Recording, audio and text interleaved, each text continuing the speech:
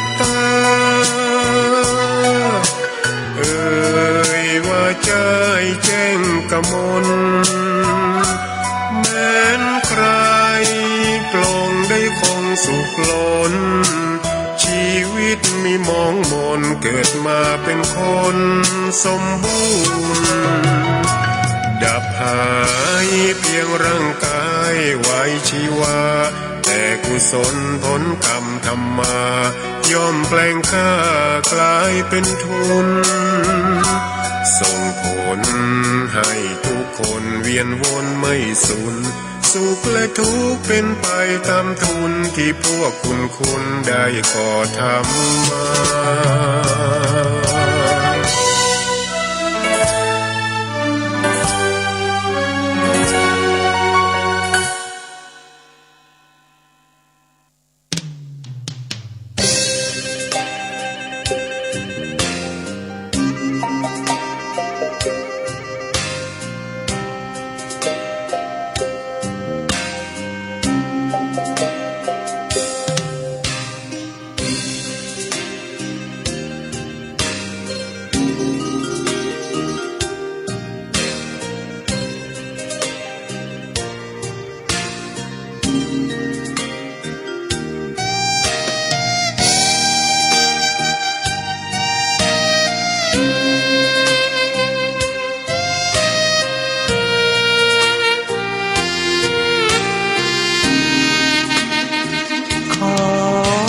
ตำนาน1,300 กว่าปีแม่จามเทวีสร้างพระเจดีย์ที่วัดดอยน้อยพร้อมเจดีย์โค้งอีกองค์เคียงคู่อยู่ดอยสลับก้อนหินใหญ่น้อยร้อยเรียงน่าอัศจรรย์พระธาตุสีทองแงนมองฝูงพึ่งทำรังช่างมีมนต์ขลังพลังศักดิ์สิทธิ์บนนั้นกล่าวคำไหว้สากราบสักการะคนลุกคนชันสัมผัสถึงสายสัมพันธ์คงเป็นลูกหลานเคยร่วมสร้างบุญวัดดอยน้อยอยู่กลางยอดดอยโรยต่ออำเภอดอยหลอกเขตติดต่อป่าสางลำพูนเดินทางปลอดภัยจากเชียงใหม่หรือสายลำพูนยินดีต้อนรับนักบุญมาร่วมสร้างทานบารมีตี3 ตี 4เปิดสถานีฟังตุลุงยองนักเทศเสียงทองชื่อเสียงดังก้องทั่วฟ้าธานีตัวจริงเสียงจริงวัดดอยน้อยแม่ตามเทวีต้อนรับญาติโยมที่มีจิตศรัทธามาร่วมสร้างบุญ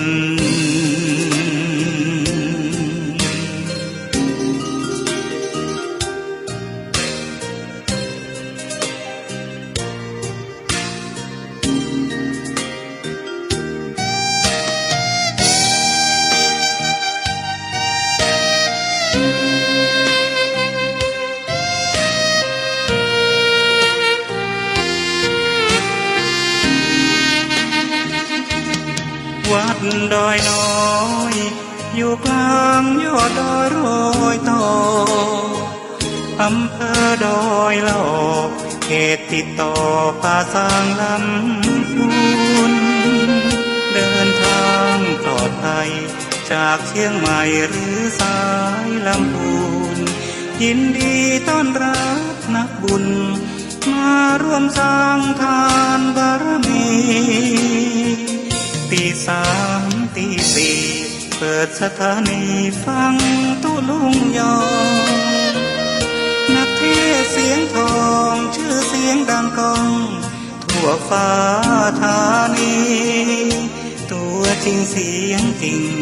วัดดอยน้อยแม่ตามเทวีต้อนรับญาติโยมที่มีจิตศรัทธามาร่วมสร้างบุญ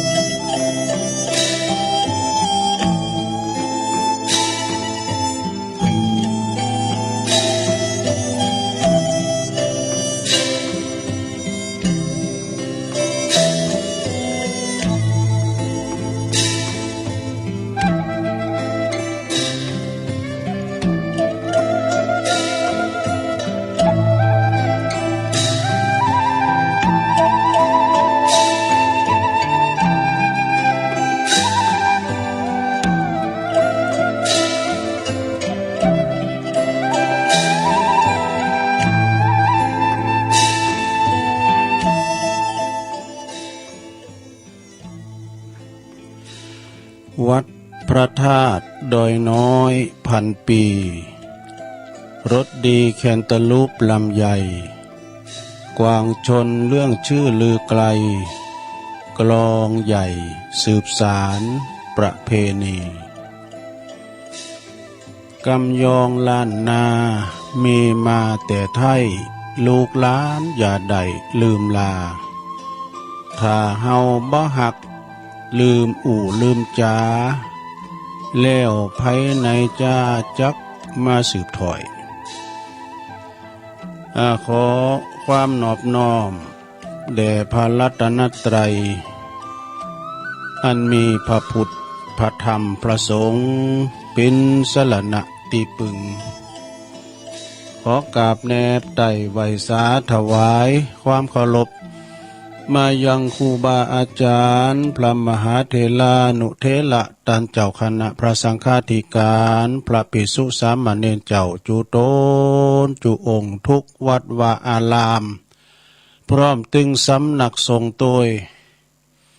ขอความเจริญในธรรมเจริญปอนสุขสวัสดีจุงบังเกิดมีแก่ศรัทธาญาติโยมตันสาธุชนคนดีทั้งหลายเนาะบ่ว่าจะปิ้นปอหลวงแม่หลวงปอลุงแม่ป่าปีป่าหน้าเอาศรัทธาตีนจองห้องวัดเฒ่าแก่หนุ่มกำจะยิงต่างหลายเนาะอันปิ้นกีฬานุปถากสันนิบาตตันเข้า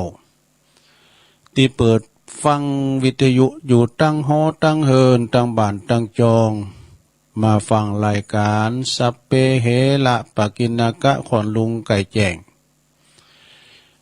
ดำเนินรายการโดยตนโตแห่งอาตมาภาพเก่ากระผมตุลุงหนันชัยวัฒนาคาเสโน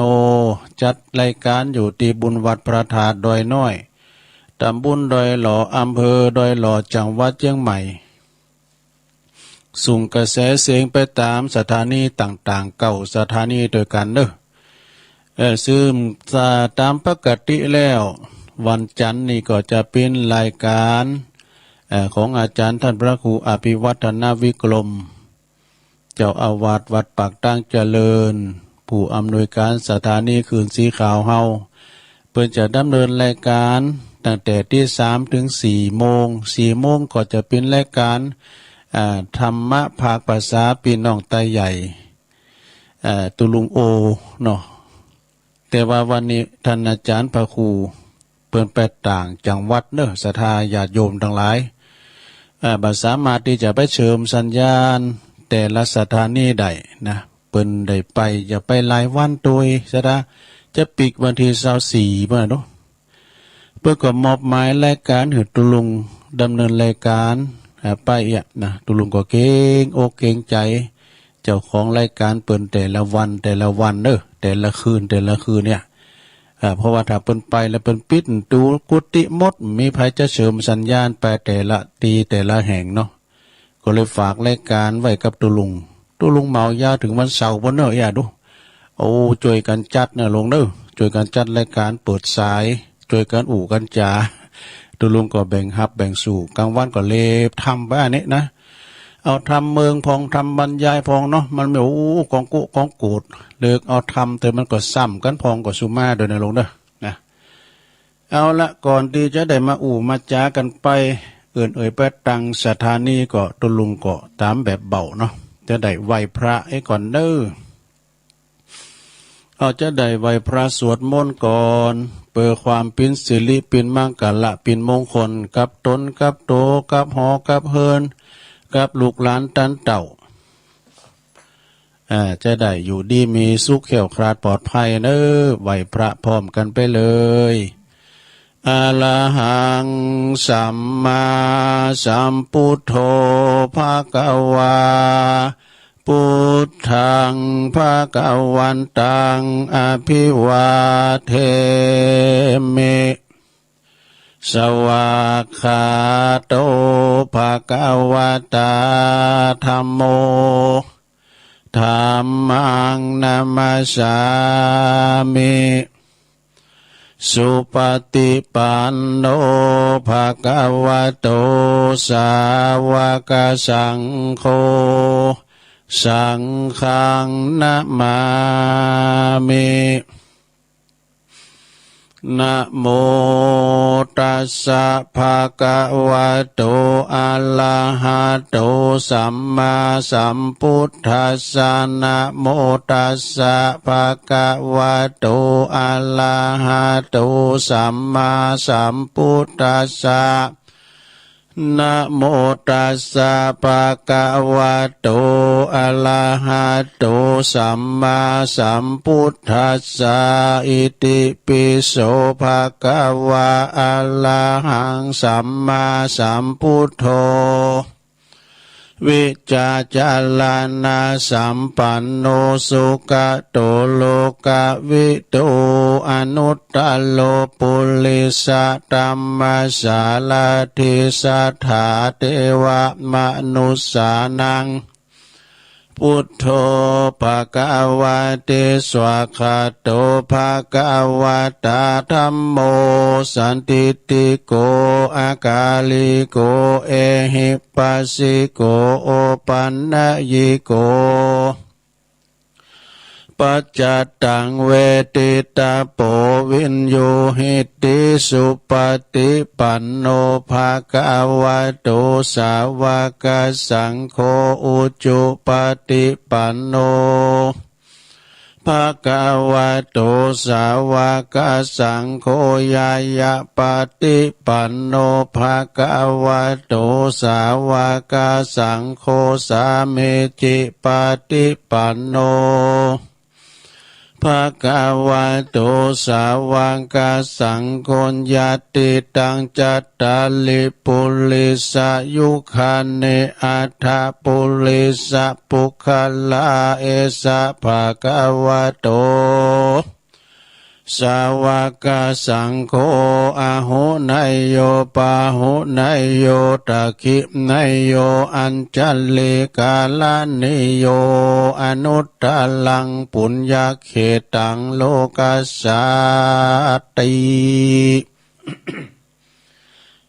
จะยันโตโปธิยามุเลสกายานังนันทิวัตโนเอวังตวังวิจัยโยโหหิจยสุจยมังคะเลอปัลลาจิตะปันลังเกสีเสปัทวิปุคะเลอภิเสเกสัพพพุทธานังอากัปปะโต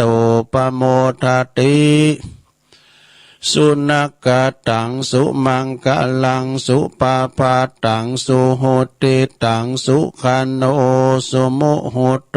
จะสุยิถังพรหมจาริสุ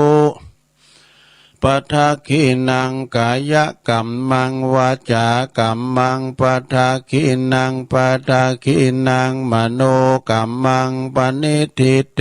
ปัทคินาปัทคินา เนกาตวันนะลาพันตเถปาทักขิเนสัปปิติโยวิวาจันตุสัพพะโลกโกวินาสตุมาเตภวัตวันตรายโยสุขีติขายุโกภวะอภิวาทนาสีลิสันนิจังวุตาปัจจายโนจัตตารโอธรรมาวาทันติอายุวันโนสุขังปะลังเอาแล้วศรัทธาญาติโยมทั้งหลายตุลุงก็เป็นเก้าเป็นโหนำสวดมนต์ไหวพระไปปิ้นตีเรียบร้อยขอคุณพระติตาไหลลัตนะผ่านแผ่วพระแก้วเจ้าตั้งสามประการจงได้ดลบันดาลมาปกป้องคุ้มครองรักษาวัดวาอารามคงแก้วตั้งสามบุคลากรที่เปิ้นอยู่ในวัดในวาครูบาอาจารย์พระมหาเถรานุเถระพระสงฆ์องค์สามเณรเนาะอยู่กับวัดกับว่าเมสง่าราศีเป็นผู้ที่ว่าเป็นเนิ่นนาบุญศรัทธาได้สักการะบูชากราบไหว้ได้ยึดเหนี่ยวจิตใจของพวกออกไม่ออกศรัทธาเปิ้นมาตานขันเข่าก็เอวังโหตุไปเนาะเผยแผ่สัจธรรมคำสอนขององค์บวรสัมมาสัมพุทธเจ้าพอออกศรัทธาก็เหมือนกันเน้อขอให้มีสุขภาพพลานามัยสมบูรณ์แข็งแรงเนาะกินข้าวลำกินน้ำลงเน้อไผที่เดินเหินไปไหนมาไหนบ้านใดก็เอาวิทยุปิ้นกูหันเนาะต่อไปขึ้นอย่างนั้นก็ฟังน้ำฟังธรรมไปมันตือมีตลอดวันตั้งแต่เมื่อเจ้าเนี่ยดูเจ้ามันแจ้งรายการในเป็นรายการแหลกที่มาตัวปิ่นนะหลวงเหนิมเจเทปนะมาตัวปิ่นรายการสดบอกเวลาใดนะก็ฟังกันไปเอาปิ้นกูปิ้นกิ้มปิ้นปืนแก่เงาไปนะหลังจากเจ้าก็ฟังเพลงบักเก่าไปแล้วเนาะก็ขออันศรัทธาญาติโยมทั้งหลายอยู่ดีมีสุขมีความสุขกายสบายใจกันเนาะตอนนี้ไปตัวลุงก็จะประดังสถานีกันสถาวันนี้ก็มาตกมาแตนปุ่นนะวันจันทร์เนาะอะไรจือสถานีที่วิทยุที่ในเครือข่ายเปิดหับสัญญาณรายการธรรมะช่วงเวลาตี3 ถึง 5 โมงเนาะมีเก่าสถานีดังต่อไปนี้สถานีวิทยุคลื่นเพื่อการศึกษาศาสนาและวัฒนธรรมของวัดฝายหินตำบลสุเตป FM 104.50 เมกะเฮิรตซ์โดยเมตตาบารมีธรรมอาจารย์พระครูสมุวิสุวัฒน์วรกิจโจลิงสัญญาณไปปิ้นตีเรียบร้อยสถานีวิทยุของคณะสงฆ์อำเภอฝางตั้งอยู่ที่วัดพระบาทอุดมน้ำบ่อสาวาสำนักวิปัสสนา FM 100.25 เมกะเฮิรตซ์โดยเมตตาบารมีธรรมในหลวงพ่อท่านพระครูสุจิตานุรักษ์ด็อกเตอร์เจ้าคณะอำเภอฝางแล้วก็ขอบคุณตังตุปีเจริญโชติธรรมโมแห่งวัดสันโค้งอำเภอแม่อายขอบคุณตุปีอมรเทพอุปสันโตตุปีโจสถานีวิทยุแดนดินถิ่นล้านนาตั้งอยู่ที่บ้านฮงโงตำบลนำบ่อโลงอำเภอสันป่าตองFM 103.50 เมกะเฮิรตซ์โดยปีอ้ายไต้หูเฮารุจิสมบัติเงาคำนี่สถานีวิทยุเพื่อกระคลื่นธรรมะของชุมชนวัดห้วยตองซักตำบลขวงเป้าอำเภอจอมตองFM 98.75 เมกะเฮิรตซ์โดยเมตตาบารมีธรรมอาจารย์พระครูวาปีวรมานิตท่านเจ้าอาวาสและก็ท่านพระอาจารย์ชวลิชยวังโสรองเจ้าอาวาสลิงสัญญาณโซนไต่ฟังกันสบายดังเสียงดังฟังชัดนะสถานีวิทยุมนต์เสียงธรรมตั้งอยู่ที่วัดบุพารามตำบลช่างเครื่องอำเภอแม่แจ่ม FM 106.25 เมกะเฮิรตซ์โดยเมตตาบารมีธรรมหลวงพ่อใหญ่หลวงพ่อท่านพระครูมงคลวิสิทธิ์หลวงพ่อเจ้าคณะอำเภอแม่แจ่มขอบคุณท่านพระปลัดอุทัยตึง2อุทัยด้วยพี่น้องแม่แจ่มก็ฟังครอบคลุมกันหมดนะ คะแนนลูกเจ้า คะแนนตื่นเจ้าสถานีวิทยุเน็กเนลเรดิโอ FM 96.75 เมกะเฮิรตซ์ตั้งอยู่ที่บ้านโจงตำบลทุ่งขวาวห้างหุ้นส่วนจำกัดอนุสรณ์เรดิโออำเภอเมืองปานจังหวัดลำปางสถานีวิทยุชุมชนคนเหนือเขื่อนตั้งอยู่ที่บ้านดงดำอำเภอฮอดนะ FM 90.75 เมกะเฮิรตซ์เนอะสถานีวิทยุเพื่อการศึกษาและพัฒนาอาชีพอาร์เรดิโอเน็ตเวิร์ก FM 103.00 เมกะเฮิรตซ์อำเภอเมืองจังหวัดลำปางโดยคุณอนุพงษ์ตาจีนะเนอะสถานีสุดท้ายสถานีที่ 9 สถานีวิทยุอาร์เรดิโอเน็ตเวิร์ก FM 99.50 เมกะเฮิรตซ์วิทยาลัยเทคโนโลยีเพื่อการจัดการกฟผ.แม่เมาะลำปางแน่ถึงมดถึงเสียงนั้นก็มีเก่าสถานีเนอะสถานญาติโยมแล้วก็คนฟังทางแอปทางไลน์ทางระบบอินเทอร์เน็ตทั่วโลกเนาะฟังกันไปวันนี้ก็ต้องขอบคุณทางเจ้าของสถานีวิทยุทุกคืนทุกสถานีเนอะที่เปิดลิงก์สัญญาณเอารายการธรรมะภาคภาษายองบทตกบทแตนเพิ่นเนอะวันนี้นะ แตนเพิ่นไปเนาะดีเลยมันวางได้นะวันนี้มาปบมาปากันกอดตะลงกับวันนี้เป็นวันจันทร์เนอะวันจันทร์ที่20เดือนธันวาคมพุทธศักราช2564นะเอาย่ำกี่วันแล้วเนอะศรัทธาก็เดินธันวานี่เสี่งไปก็หมายความว่าปี64นี่ก็จะเสี่งไปเนอะเฮาก็จะได้แก่ไปทั้งปีหนึ่งนะได้เป็นปฏิทินดำแล้วเป็นปีเก่าเป็นปีใหม่เองกันเนาะก็เฮาก็แก่กันไปทั้งปีหนึ่งเนาะปีเก่าเปลี่ยนเวียนครบบรรจบแล้วปีใหม่แก้วแคล้วเคลื่อนเลื่อนมาถึงจิตผ่องใส ไร้โลกโศกลำพึงสมค่าหนึ่งดังจิตนิดนิรันดร์มู่ไปเฝ้าว่าเอาไปว่าวันพวกกันเนาะวันแฮปปี้เบิร์ธเดย์แฮปปี้นิวเยียร์เข้าดาวทำกันเนาะก็ศรัทธาญาติโยมทั้งหลายก็ขอไหวสาบารมีธรรมครูบาอาจารย์ที่เพิ่นฟังกันเนี่ยโทรมาตั้งหลังไม้ก็ดีเมตตาบารมีธรรมในพระเดชพระคุณหลวงพ่อท่านพระครูพุทธิธรรมรักษ์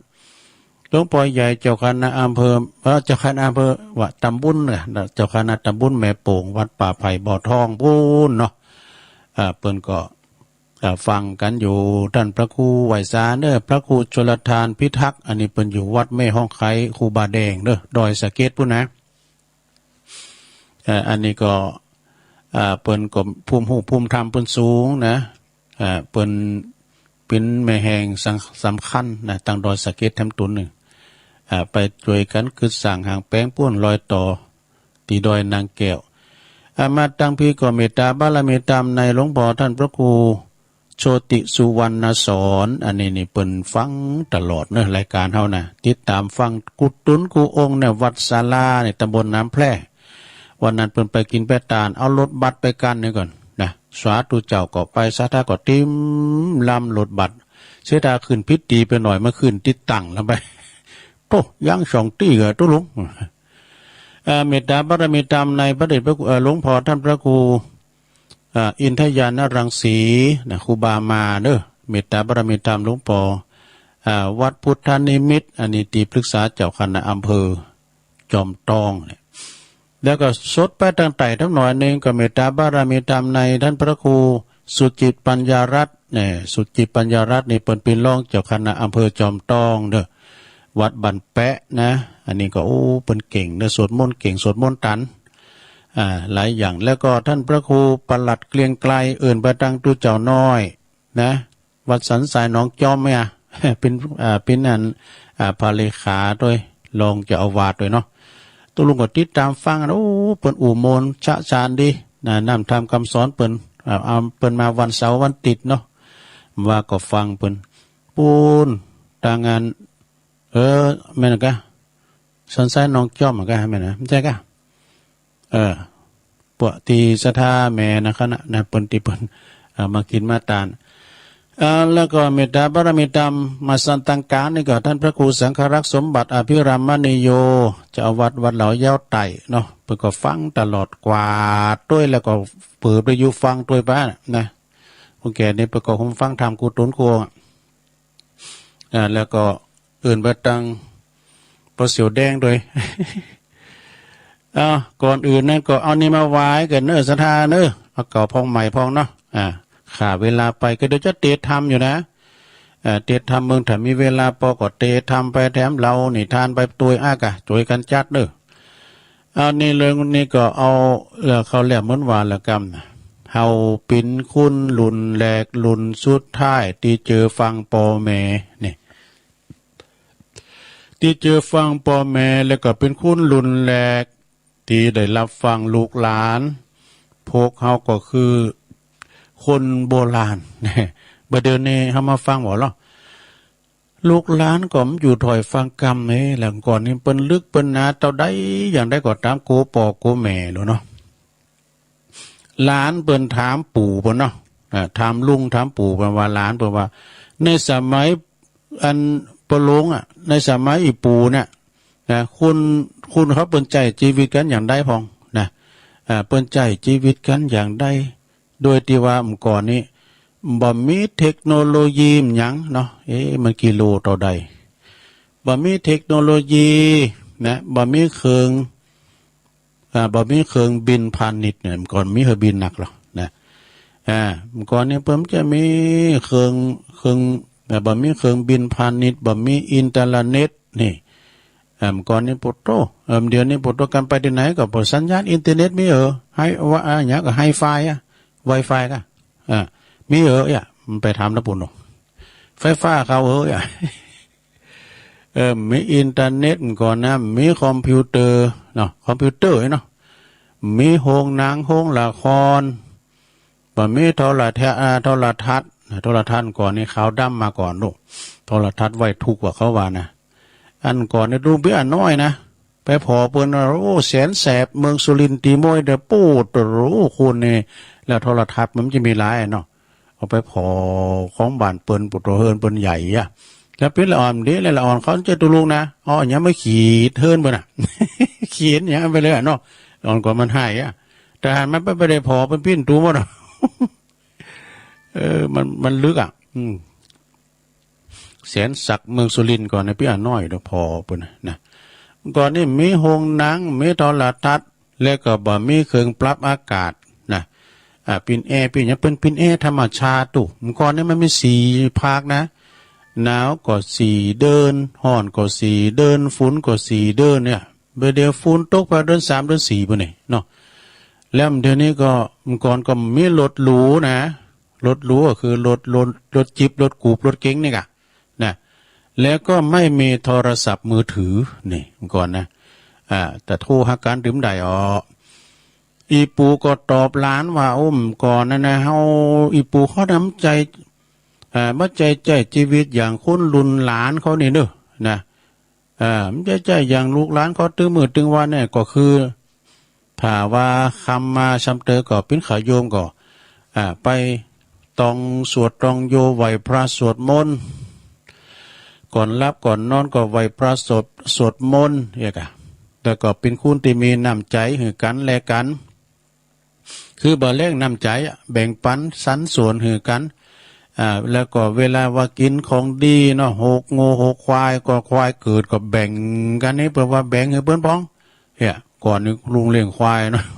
6 ควายเกิดได้กินกันน้ำมันน่ะโอ้ยแม่เอามาแจกเพิ่นว่าบ่ควายมันจะแพ้ไหนเจ้ามาได้กินเอาเลี้ยงถึงปีเหลือกันน้ำมันเนี่ยสามันใหญ่เด้อควายมันก่อนนะเปิ้นก็ว่าเปิ้นมีน้ำจิตน้ำใจกันก่อนแบ่งสรรปันส่วนมีหยังก็แบ่งกันกินปีพริกมีบันเนอเกอมีอยู่บันใต้จีนมีอยู่ตั้งวันออกคนในอยู่ตั้งวันตกว่าหลินได้เนอะแล้วเปิ้นมีการให้เกียรติซึ่งกันและกันเด้อให้เกียรติซึ่งกันและกันนะแล้วก็เปิ้นมีมารยาทนี่คนที่เป็นมีมารยาทดีเป็นสมบัติของคนผู้ดีด้วยนะเปิ้นก็ฮู้จักละอายบ่ฮู้จักละอายว่ะ อันนี้สมัยมันก่อนนี่กันเนาะสมัยมันเดียวนี่กันเนี่ยเพราะว่าสมัยมันเดียวเนี่ยตุลุงตอบผิดไปหน่อยสมัยมันเดียวนี่แปลว่าโอ้บ่ใครมีการสวดมนต์บ่ใครมีการปิ้นน้ำใจแบ่งน้ำใจกันบ่มีการให้เกียรติซึ่งกันและกันบ่มีมารยาทนี่นะบ่ฮู้จักละอายบ่อ่อนน้อมถ่อมตนนะ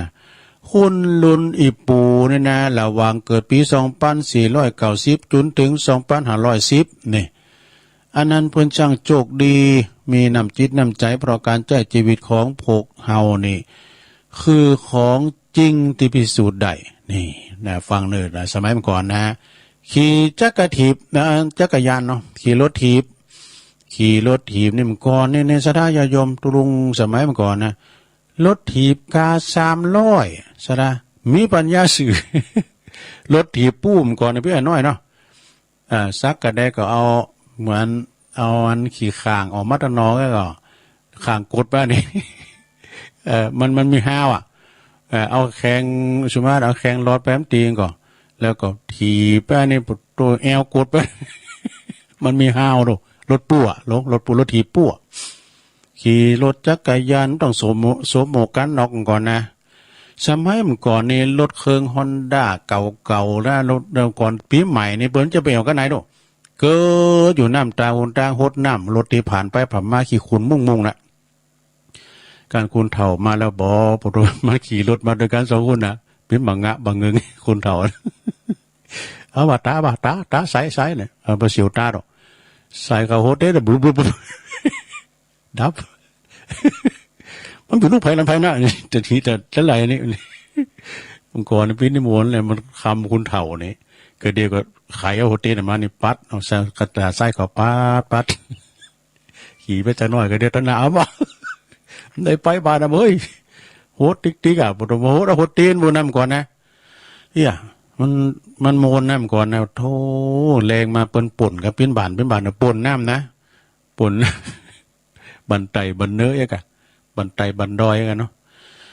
อันนี้ก็ขี่รถถีบต่อใส่หมวกกันน็อกในลงเนอะหลังจากเลิกโคงเฮนแล้วก็ไปหลินกันจุนขำจุนหมืดเนี่ยเพิ่นจะมีโทรทัศน์เหมือนเดียวมันจะมีโทรทัศน์อย่างมีอย่างสักอย่างนะไปหลินที่สนามปุ่นจุนขำจุนหมืดแล้วก็เฮาหลินกับเปินโตปินว่าจะหลินทางอินเทอร์เน็ตหันหน้าหันตากันเนี่ยอีดมก่อนนี่หลินกันโตปินก่อนนี่มันเป็นธรรมชาติเนาะและเวลาเฮาใครอยากกินน้ำก็ให้น้ำเปิดก๊อกน้ำดื่มได้อุขลุกตีนควายน้ำใสอย่างแก้วก็กินได้เปิ่มจะมีน้ำบรรจุโขดอย่างสมัยเดียวเนาะเดี๋ยวนี้เปิ้นน้ำก็ได้ขายก่อนเปิ้นมีน้ำใจกันดูเนาะหม้อนาเฮือนเปิ้นมีน้ำหม้อดูเวลาเปิ้นเตียวในมาห่อนก็เปิ้นผักเปิ้นย่างเปิ้นก็จะกินน้ำอันนี้นะน้ำบอยตักกินน้ำเปิ้นมีน้ำใจกันเฮาบ่เคยป่วยนี่แม่จะดื่มน้ำแก้วเดียวกัน 3-4 คูณลอมเดียวนี่รอบ่โทได้กันแล้วเด้อแก้วเดียวน่ะกินกันไปถึง 3-4 คูณน่ะกันมันติดโรคติดภัยก็จะติดด้วยกันหมดอ่ะ แล้วก็เฮากินข้าวเป็นจานเนาะนะทุกวันมีปัญหาเรื่องโอน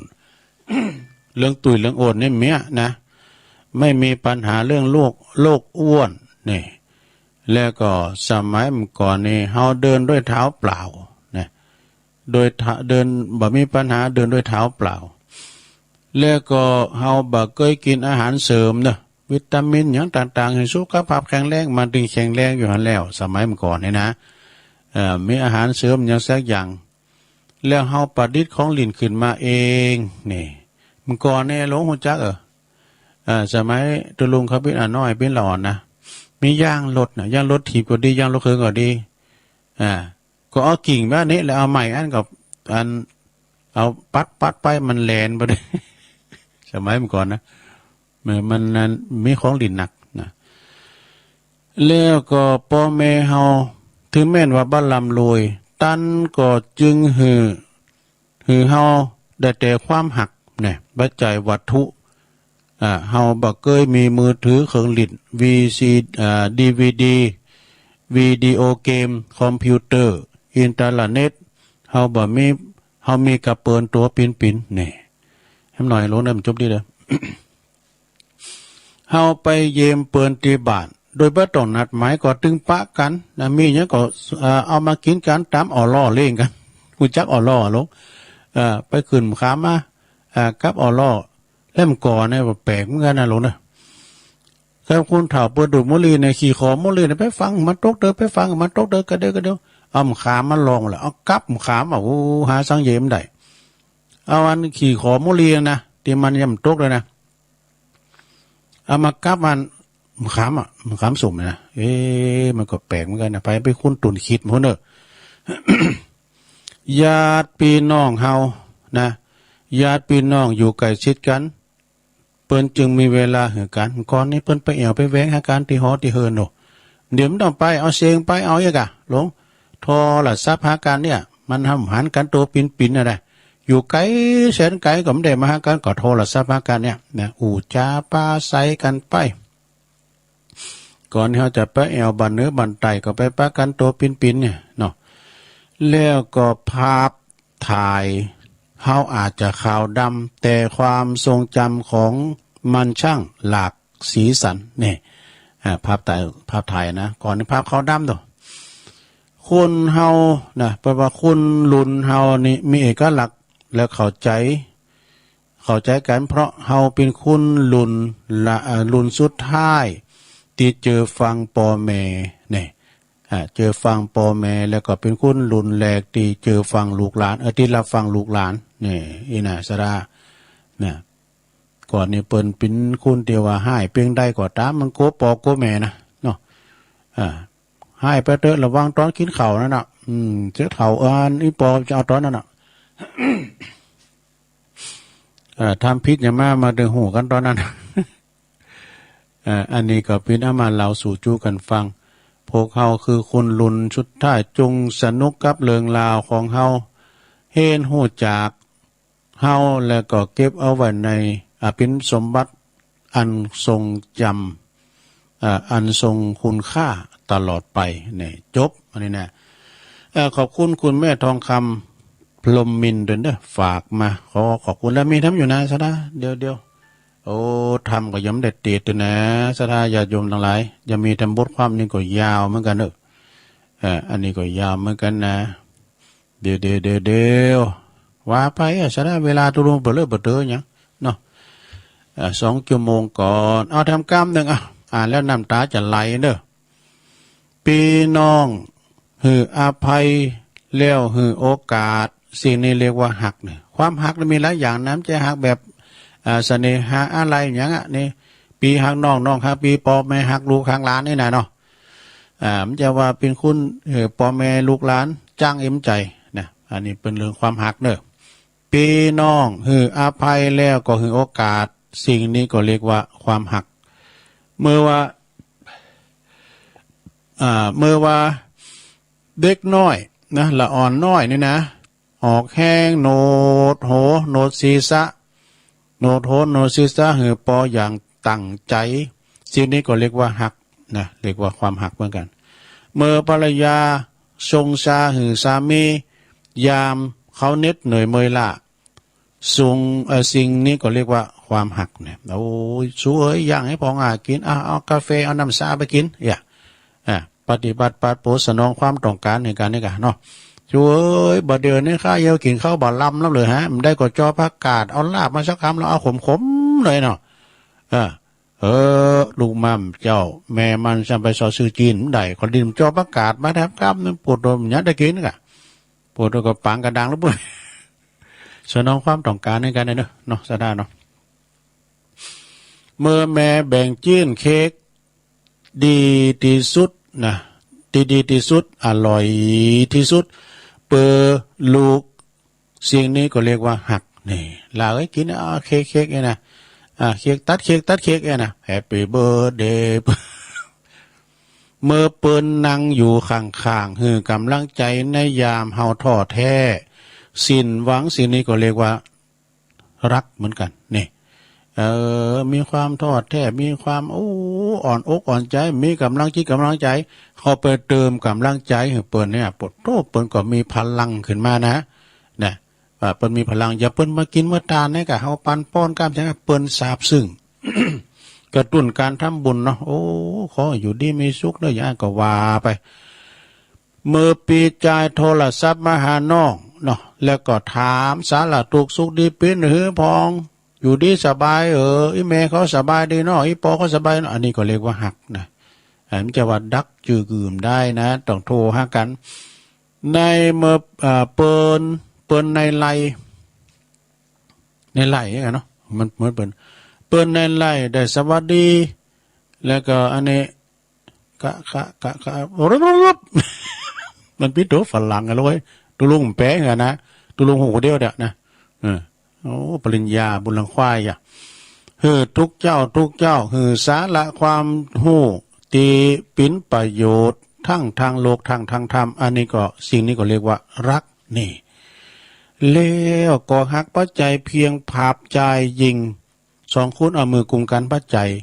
หักปัจจัยความหวานชื่นความสุขในวัยหนุ่มสาวเท่านั้นนี่แต่จริงแล้วหักคือการกระทำเล็กๆน้อยๆที่เฮาทำให้คนอื่นเนี่ยที่เฮาหักอยู่ตลอดเวลาเนี่ยโดยบ่ฮู้ว่าจักเน็ดจักเหนื่อยและก็อยากจะทำเลยไปโดยบ่ฮู้เบื่อหน่ายนะที่เฮาทำที่แท้แล้ว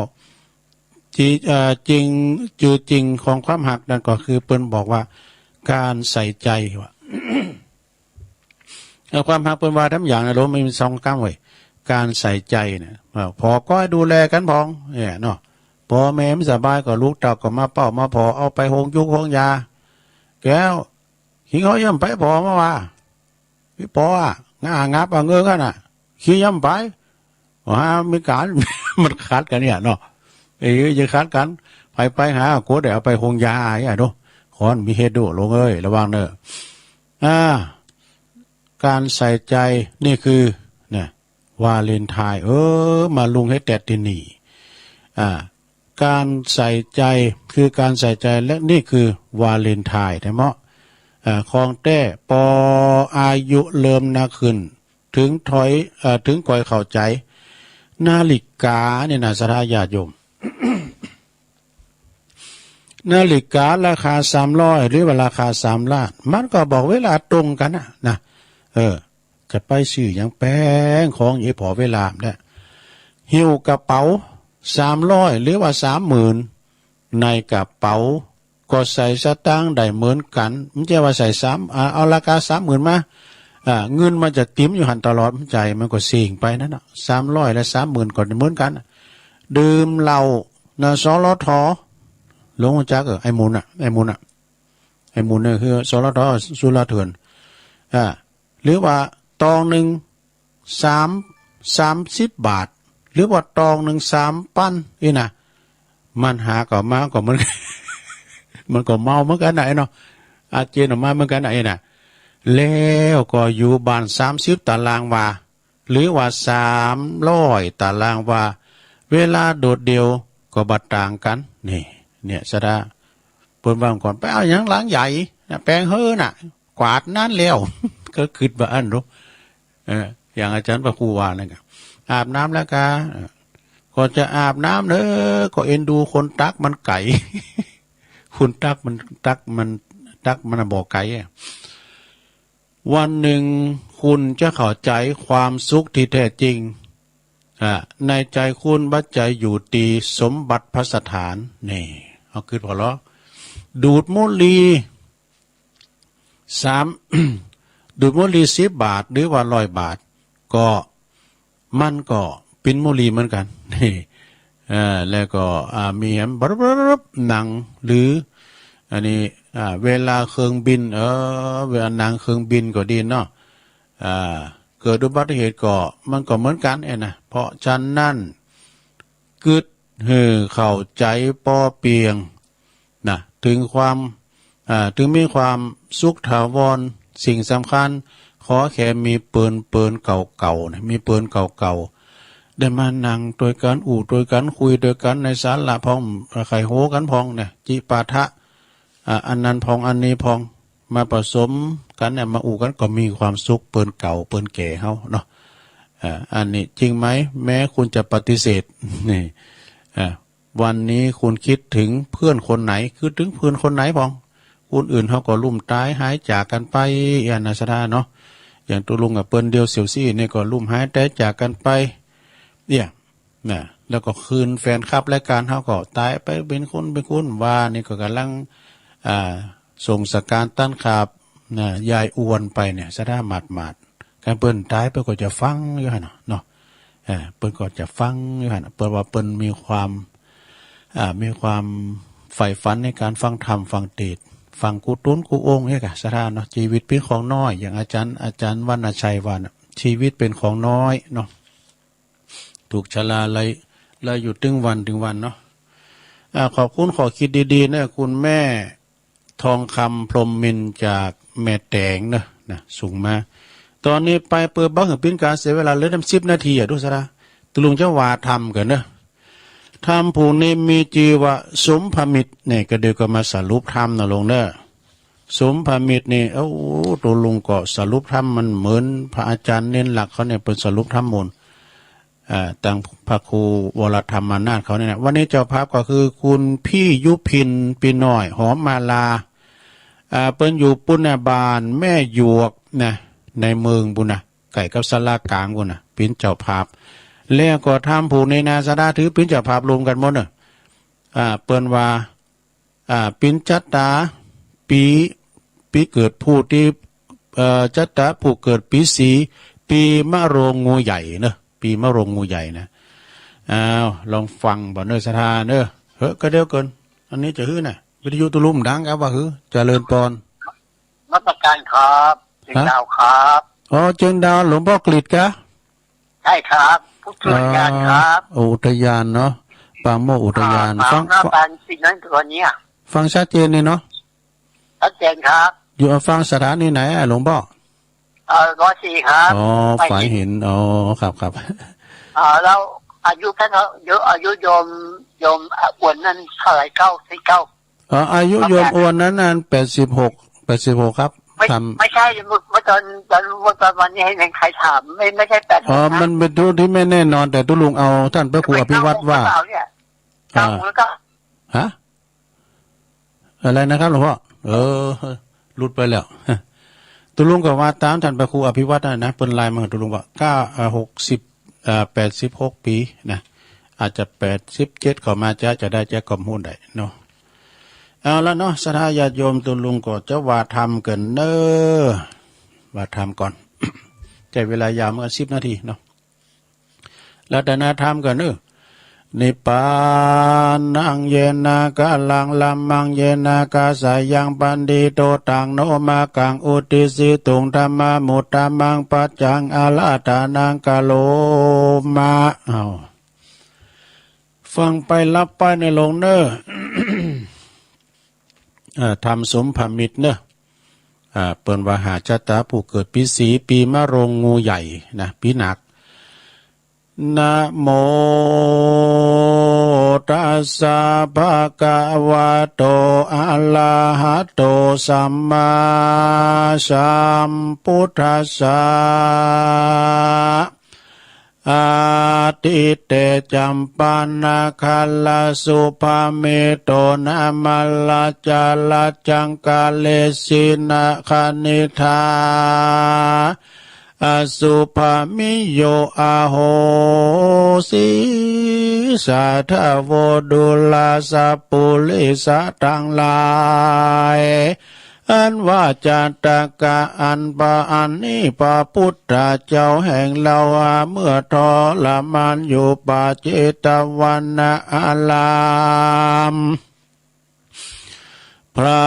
ก็ผ่าลบยังจัตตกะอันนี้เป็นเหตุพระจึงปวัติเตสันนาว่าภิกขเวดุลาภิกขุทั้งหลา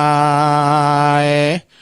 ในอดีตล่วงแล้วก็ยังมีเต้าตนเกี่ยวชื่อว่าสมภมิตรอยู่เสวยเมืองจำปานกร มีนางสายสามหมอนนอนเนาอยู่เป็นเก้าเทวีชื่อว่าเกศินีย่อซอยมีลูกอ่อนน้อยสองยายผู้หนึ่งนั้นมีชื่อว่าใจยาเสนผู้ท้วนสองนั้นมีชื่อว่าใจยาทัดกุมารอันว่าเต้าผู้บานนั้นลาวยังเมนาน้องเนาชื่ออาสมพามอาสมพามิตรแม่นว่าเป็นน้องติดต้องร่วมกันก็ยังมีจิตใจขุนคองด้วยโลภะตัณหาใครเช้าเวยปะลาแต่ลาวแต่นพี่เจ้าแห่งตนฮันแลในอาที่นั้นยังมีอามาตย์ผู้หนึ่งเรามากรมเก่ากราบทูลสาบอกพระยาเจ้าสมพัมมิตรตนพี่ตนเป็นพี่ได้รู้แจ้งที่ความในว่าเจ้าอาสุภามิตรนั้นเจ้าอาสมภามิตรนาผู้น้องมีใจหาวหาดใครเช้าเวยราชแดนเมือง ตีนั้นเจ้าบุญเรืองเต้าบุญเรืองสมภามิตรเป็นผู้เป็นพี่กาวรู้ว่าภัยอันไม่เอามาลอดอันนาจักได้มวยมอดเป็นปีก่อปาเอาเทวีและลูกน้อยรีบกลากาดก้อยลาพลากหนีออกจากเวียงใจแล้วก็เข้าดงไผ่ป่ามไม่ไปลอดนาไปก็ไปลอดแม่น้ำใหญ่ไหลแรงเต้าจอมแปลงนั้นใส่ก็ข้ามไปบ่อใดเป็นใหม่ก็บอกลูกชายทั้งสองลาบอกสองลูกลาว่าเฮือรอทาป้ออยู่ที่นาที แล้วก็ปานนางเกษินีน้อยอ่อนคำมาน้ำไปก่อนไปสู่ฝั่งนาแล้วก็กลับมาเอาลูกลาทั้งสองและนา ตาตาในกาลยามนั้นเรายังมีใจหนุ่มเนาอันเป็นพลานป่าหันใส่นางหันใส่สองขาพี่น้องอันอยู่อันเป็นลูกแก้วป้องสมมาพระมิตรยังอยู่น้ำตาก็มีใจรักนอนลาทั้งสองก็ป้าเอาสองมาก็ป้าเอาสองบุญภายพี่น้อง ขึ้นสู่ห้องสาเปาวปะเอานาปะเอาคิงอันเราไปสู่ยังที่อยู่เรือนแห่งตนก็ไม่หันแลส่วนว่าเจ้าสมภามิตรนั่นเล่ากันว่าคืนมาสู่ตาเก่าแม่น้ำตาก็บอกหันลูกลาทั้งสองมิใจมองมาดไม่มาดก็โอกาสเก่ากาตาว่าหาตาตะหายะหาตายังมาดูลาลูกรักทั้งสองเฮยบัดนี้เจ้าไปอยู่นาที่แห่งหนนายพ่อมีใจเศร้าโศกเศร้าใดแล้วเต้าเจ้าก็ลวดสยบตายเต้าเจ้าก็มาสยบตายหันแลตีนั้นจักจาลอดถึงนางเกษินีอันเป็นเจ้าปุลีคำน้ำมาอยู่ตั้งนาก็ยังมีพ่อกาขายซาลาเปาสุมาดไก่ซาเปาบักกังมันยังซาลาเปา สุมาดลงเนอะก็มีพ่อกาสาเปามาหันใส่นางคิงเหล่างามอาจก็ปาเอานางนาดขึ้นสู่ยังที่อยู่สะเปาแล้วก็ปาเอานางนั้นหนีไปหันและส่วนอันว่าพระยาสมภามิตรโยธยาวอันสยบเต้าตายไปนั่นเราก่อกันว่าพระยาเจ้าได้สติตื่นฟื้นขึ้นมาแล้ว ก็บอกหันแก้วเทวีคืดว่าจะคนกาลีหยาบจ้ามาลักเอานางนอนลาหนีไปก็มีใจไม่เอาโซหานางนอนดาวจอมควันได้หลายมื้อหลายวันก็ไปลอดเวียงแก้วตอดเวียงแก้วยอดตักกะศีลา เลี้ยวก็เข้าสู่วันนาป่ากวางไปสวนอุทยานแห่งเจ้าจ้างภูทรนะก็ไปนอนยั้งอยู่บนเต้นกูเต้นศิลาเอาภาวัฏฐาบ่อเศร้าปกห่มกล่าวแห่งตนก็มีหันแหลนาตาในกาลานั้นเหล่าพระยาเจ้าตักกศิลาอันหมอหลานนามวยมอด7 วันลอดมาควายแล้วอาตามอามาตแก้วโยตาตั้งเสนามวลหมู่งอดจุมนุมกันอยู่ปรึกษาอันจักหาเต้าใหม่มาอยู่ไปหอจำก็ปากันบอดจะเอามาตัวอาจ ไปใส่ปุสลดลาดกันงามลากจอนไปตามต่างไตก็ไปลอดควายส่วนอุญญาละอันเต้าผู้บันสมปามิตรยังจอตีนั้นอามาตยอดเสนาบดีหันนอมุนีน้อยนาดนอนนอนอยู่บนเต้นอาศิลาก่อสัญญาเป่าลองก่อมาติของนันทเปลีนอมุนียอดซอยได้ยินถ้อยสัญญาว่าก็เววาสะดุ้งตื่นบ่อแจ้งจื่นหอลาไตหันเสนาในอามาตตั้งปัจจานาลาดยิงใจมาเวทล้อมยายหนุ่มเท้าอามาดเก้าอาจารย์ก่อลูกกองโบราณแบบเบาก่อกลมเก่าอัญจุลีขายวาตีตานต่อว่าข้าแด่เจ้าน้อยหนอพุทธังกูลนะตูนมีบุญผาเสดบัดนี้กาละอันละล้ำเลิศผ่องแผ้วก็มาลอดแล้วดีลีขอตนบุญมีหนอนาวไปเป็นเจ้าตักกศิลาแด่แต่ว่าอันตีนั้นพระยาสมภารมีตนองค์อาจฟังอามาตุนสาก็ใครจะทำที่ว่าเมืองนี้ใหญ่กว้างพระยาเจ้าจ้างวำไวลูกยิงใจท่านเต้าเจ้ายังบ่มาเป็นเจ้าแทนเมืองจะลือตีนั้นอามาตก็เล่ากรรมไปว่าลูกเต้าห่อใจจ้าเจือไผ่บ่ไฟเอื้อแทนเมืองขอเจ้าบุญเลืองยศยาวไปเป็นเต้าอยู่สังในภาษากวางตักกศิลาขยาขียาเมียนแล้วอามาตแก้วและก็เสนาบดีเจ้าปุลีหนุ่มเต้าก่อปามหาสัจเจ้าคืนสู่ยังที่อยู่ปุสลดกุมาปุสลดมงคลนะแล้วก็รีบเลลนไวว่องไปสู่ห้องเวียงใจโพดเข้าไปในภาษาจุมอามาตโยธาก็อุตสาพิเศษอุตตะเลกมงคลยกงานหนอเจ้าตดสะพลนอนเนาเป็นเต้าเจ้าตักกศิลาก็มีหันแหลนาที่นี่จักจาก่าวยังสองกุมารพี่น้องอันพรานป่าได้เอาไปสู่ห้องเกหากันว่ามีวัยยาขึ้นใหญ่ก็ปาสองกุมารใส่เรือไปสู่ยังที่อยู่ตักกศิลาเอาสองเด็กขานั้นเราไปฮือพระยาเจ้าเป็นผู้เป็นป้อแล้วก็จะตันต่อใครปันอันปากันอันปาสองจอมขวัญพี่น้องไปสู่แห่งห้องเรือนโตนหันแลที่นี่จักจะถึงพ่อกาสับเป่าอันปานนางคิงเหล่ายอดซอยงามจื่นจ้อยเกศินีเขาใครเอาเป็นสายสี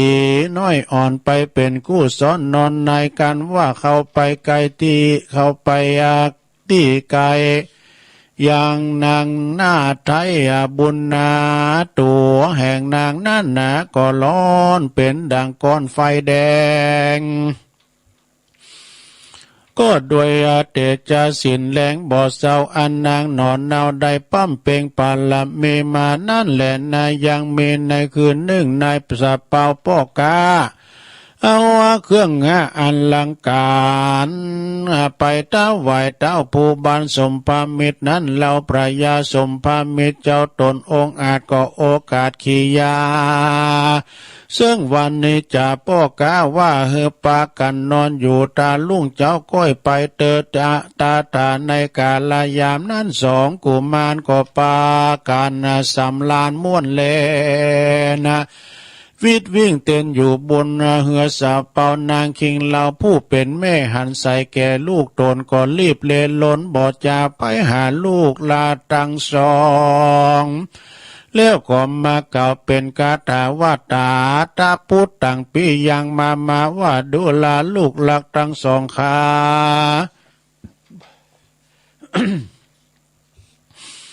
จงมาหาแม่เจ้าตีนั้นสองที่นั้นแล้วสองกุมารนะ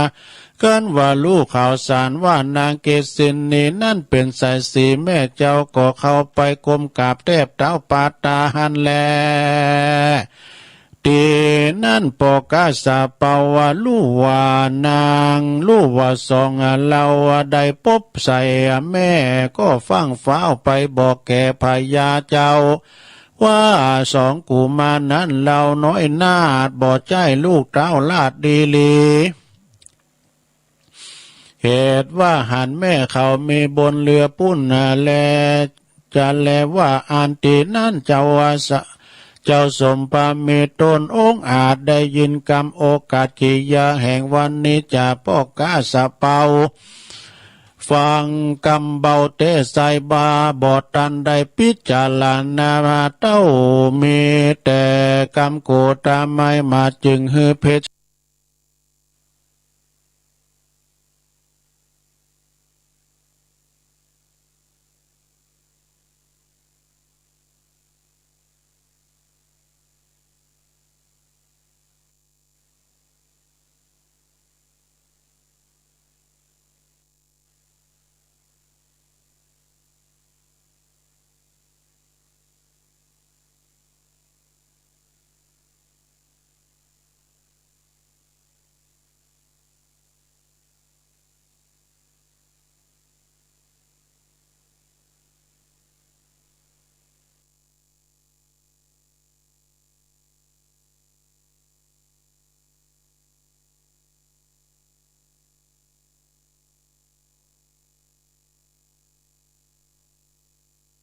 ตกน้ำตาตกอาบนาก็ถามลูกลาสองขา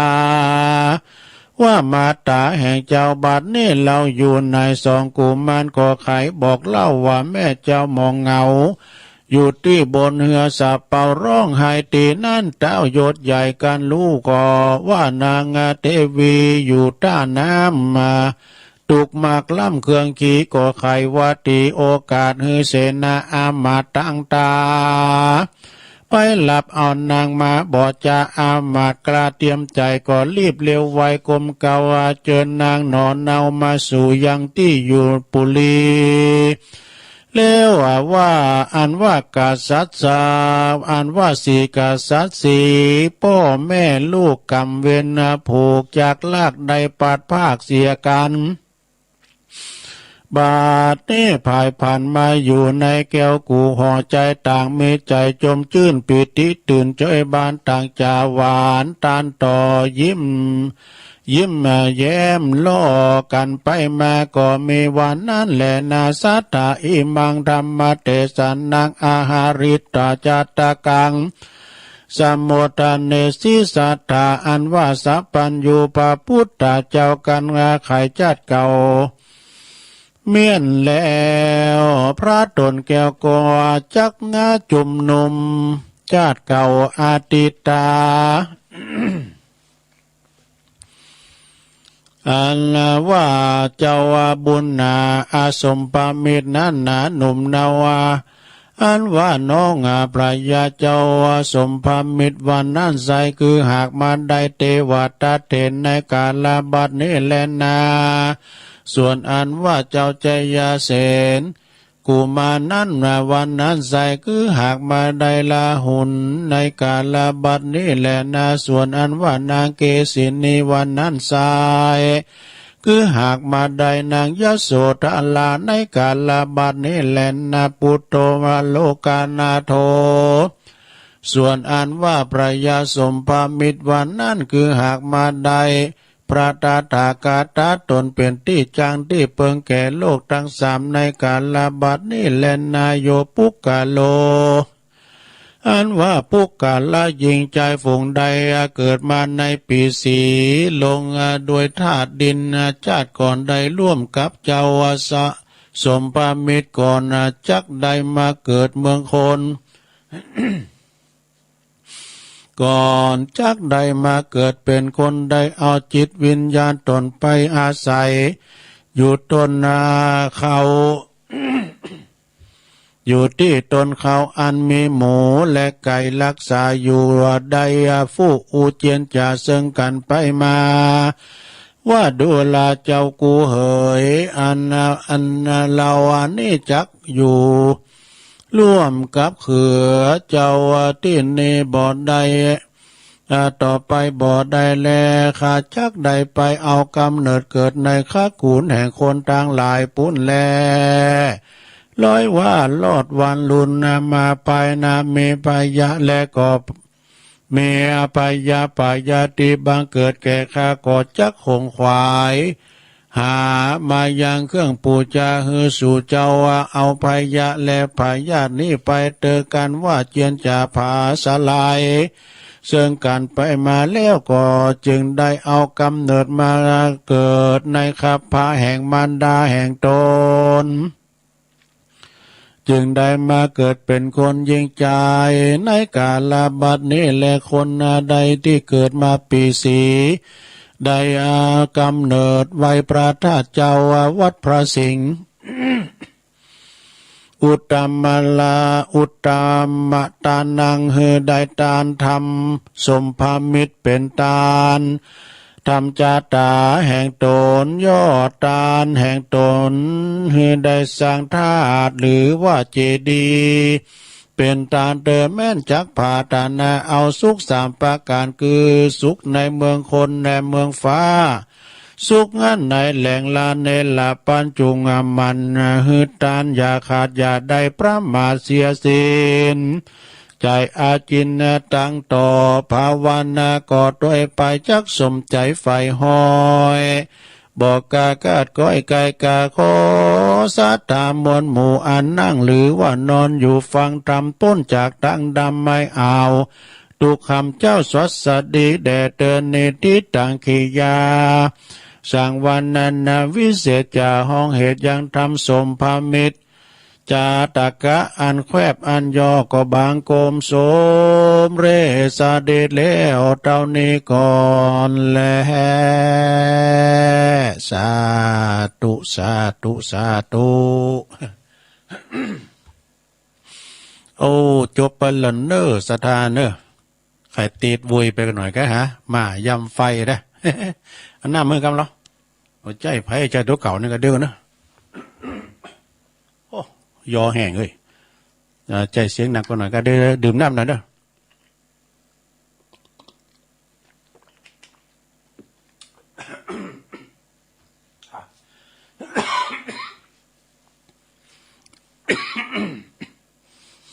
รับไปแล้วกาลงเอ้ยรับกันไปแล้วกา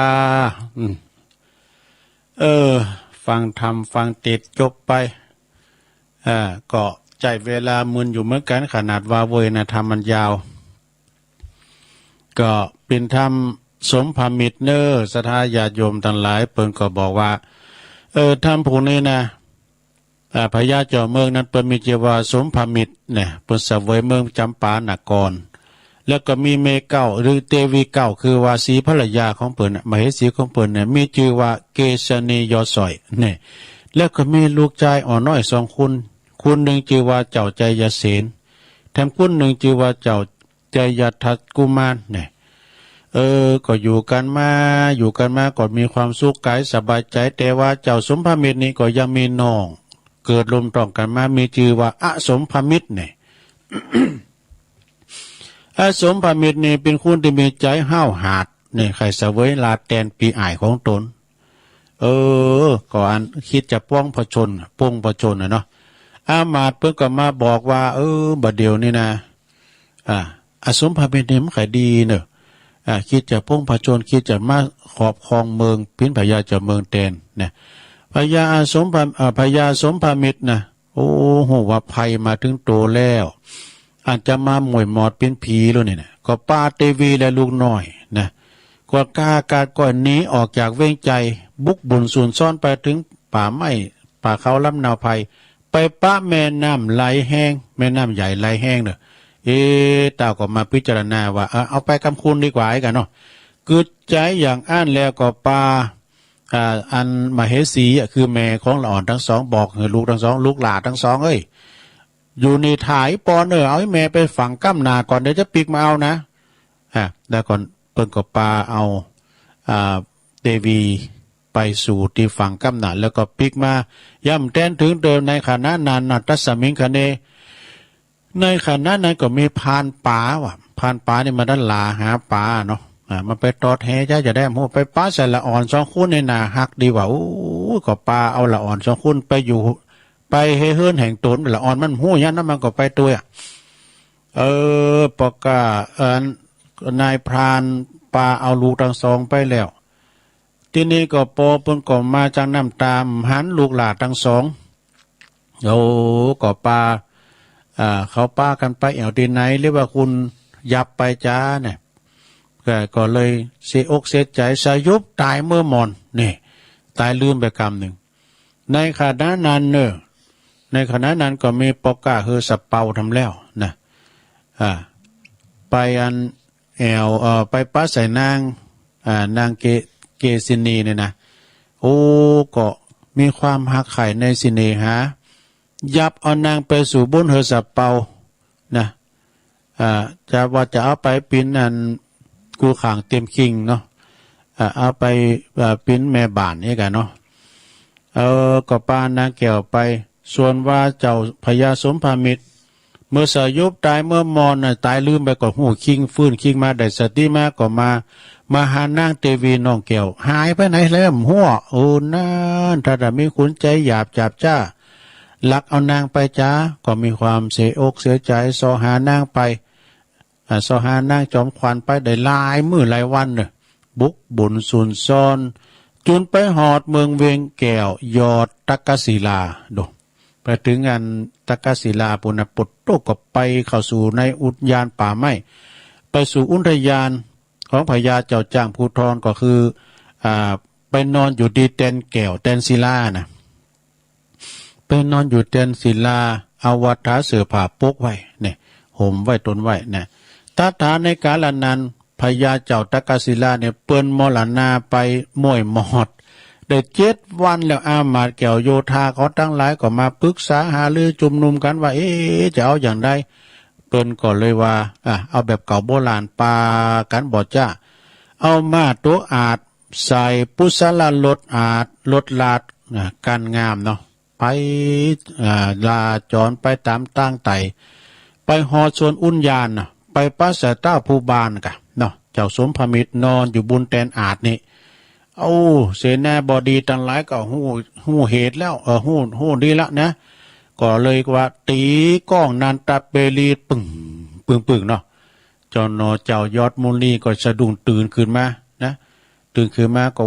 เสนาอามาตย์มากันแวดซ่องตั้งเจ้าปัจจาลาแถมบนเสนาเก่าก็บอกว่าบัดนี้โอกาสดีแล้วเจ้าเนื้อโหยเจ้าจะได้เจ้าจะได้ไปอยู่แดนเมืองจะได้เป็นพญาเจ้าเมืองตักกศิลาขอเจ้าพุทธังหน่อพุทธังกูลนะอย่าได้ปฏิเสธขอคือขึ้นรถราชรถเจ้าพ่อพญา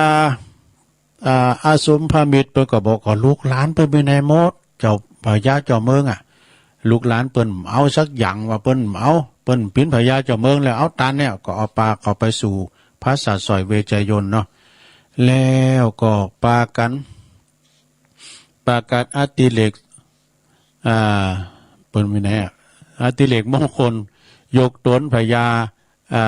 สมเด็จเป็นพญาเจ้าเมืองในกาลนั้นนี่ทีนี้ก็จะอุดถึงว่า พูดถึงว่าละอ่อนเด็กน้อยสองขาพี่น้องนั้นหลังจากเด็ดผ่านป่าเนี่ยผ่านป่านี่จับไปแล้วเนาะเริ่มเดินมันใหญ่นากาบ้านเนี่ยก็จะเอาสองกุมารนั้นเราไปหือพญาเจ้าต้นปอตีตักกศิลาเนาะแล้วก็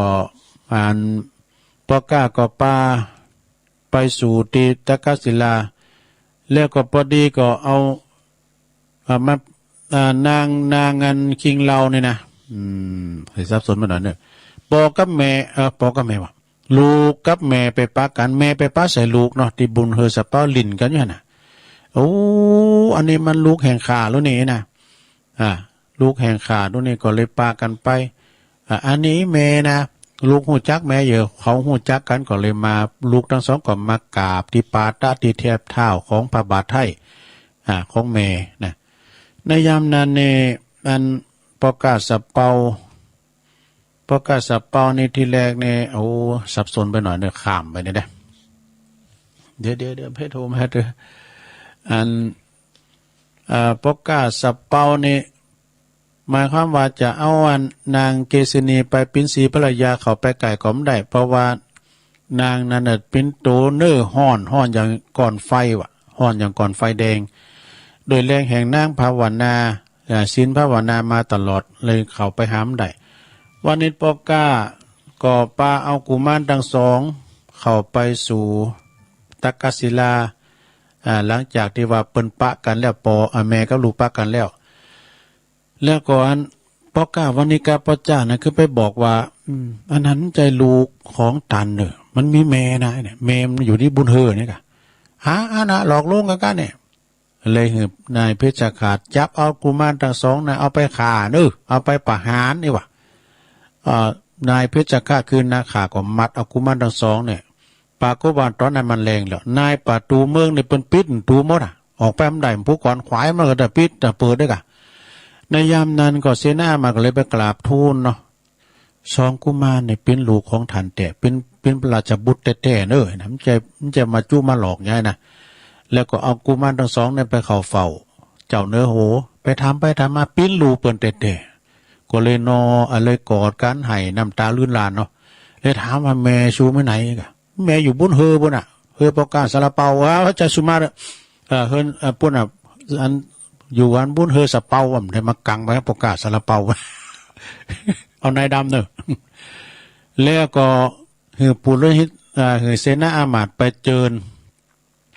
เตวีน้องไทยคือเกษณีเข้ามาสู่บ้านเข้ามาสู่หอวังในพระศาสตร์ซอยเวชยนต์ก็อยู่ด้วยกันปั๊บพร้อมเขาจะยิ้มย่ายใส่กันเนี่ยนะจบเต็นนี่รู้ โอ้ว่าเว้ยได้แล้วก่อนเปิ้นก็เท่าความว่าอสุภมิตรนั้นในการละก่อนนั้นก็มาปิ้นพญาเทวตัดในการละบัดนี่แหละเนี่ยอันนี้ก็จบไปในลงเนอขอบคุณเจ้าภาพเนอะอาจจะสรุปทำมันแบบเหมือนนั่นเปิ้นทั้งหลายเอาตุลุงมันว่าเว้ยได้เจ้าภาพก็ขอขอบคุณโยมคุณโยมพี่มายุพินปีหน่อยหอมมาลาเนอะเปิ้นอยู่บ้านแม่หยวกบุญนะหน้าศาลากลางบุญในกลางวิ่งเชียงใหม่บุญนะเป็นเจ้าภาพแล้วก็ไผที่เกิดปีนี่ก็เหมือนกันเนอะเป็นเจ้าภาพรวมกันนะจบลงไปแล้วก็ตอนนี้ไปก็จะได้ประกาศข่าวสารงานบุญนิดหน่อยเนาะสดาว่านี่ขอบคุณตุปีกอบแล้วก็อบต.โอนสันกูดด้วยนะกับโชเฟอร์เปิ้นมาหาเอาข้าวแคบมาถวายด้วย สันกูดขอบคุณทั้งหลายแล้วว่านี่ก็ได้รับสายวันซื่นเนาะวันซื่นนี่ก็ได้รับสายจากท่านพระครูสุทัศน์ปนไปอยู่วัดนางแลลำปางโทรมาสาระถูกซุกดิบก็ขอบคุณนะครับด้วยไวสาเปิ้นมาเอาสกายแลบของไอ้นิคม เกี่ยวกับคำแม่ดีมณีโตเขานี่นะเปิ้นเคยเอาสกายแลบขึ้นมาบุญดอยนี่หรอมีแล้วเนอะทุลุงขายไปแล้วทุลุงว่าจะเป็นแสนนะขายไป10,000 ปลายนะ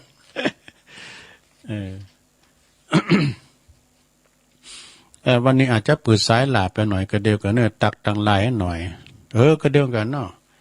ข่าวสารงานบุญก็เดียวข่าวสารงานบุญมีนิดหน่อยเนอะ ก็ขอเชิญศรัทธาต่างหลายเนอะรวมเจิญรวมทำบุญงานเขาปฏิบัติธรรมโสสาธุดงควัดนะณสุสานบ้านศรีบัวบานหมู่หนึ่งตำบลศรีบัวบานอำเภอเมืองจังหวัดลำพูนเนอะเปิ้นจะถวายต้านเมนโดยสิ่งปลูกสร้างต่างหลายนะโดยคณะสงฆ์ตำบลศรีบัวบานทุกวัดเนอะเปิ้นก็เริ่มเข้ากรรมตั้งแต่วันที่21พุกแล้วกะ21ธันวานะแล้วจะไปออกวันที่26ธันวามีอยู่5คืนแล้วก็6วันนะ5คืน6วันเนอะจันเจ้าอันพระอธิการบุญส่งโสปนจิตโตตุลุงสงฆ์เฮานะซึ่งเป็นประธานหน่วยอบรมประชาชนประจำตำบลศรีบัวบานประธานอปตนะฝากประกาศมาเนอะคุณแม่ครูทองคำที่วงคำฝากเขียนไล่ฝากประกาศมาก็กลางคืนก็ไปฟังเทศน์ฟังธรรมกลางวันก็ไปตันทำกล่อมทำย้อยเจ้าก็ไปตักบาตรกันเนอะไปตักบาตรกันนะแล้วก็วันที่2 มกราเนอะเปิ้นจะบรรจุพระบรมสารีริกธาตุที่วัดมงคลวารีนะวัดมงคลวารีก็ตำบลขวงเป้าเนี่ยนะ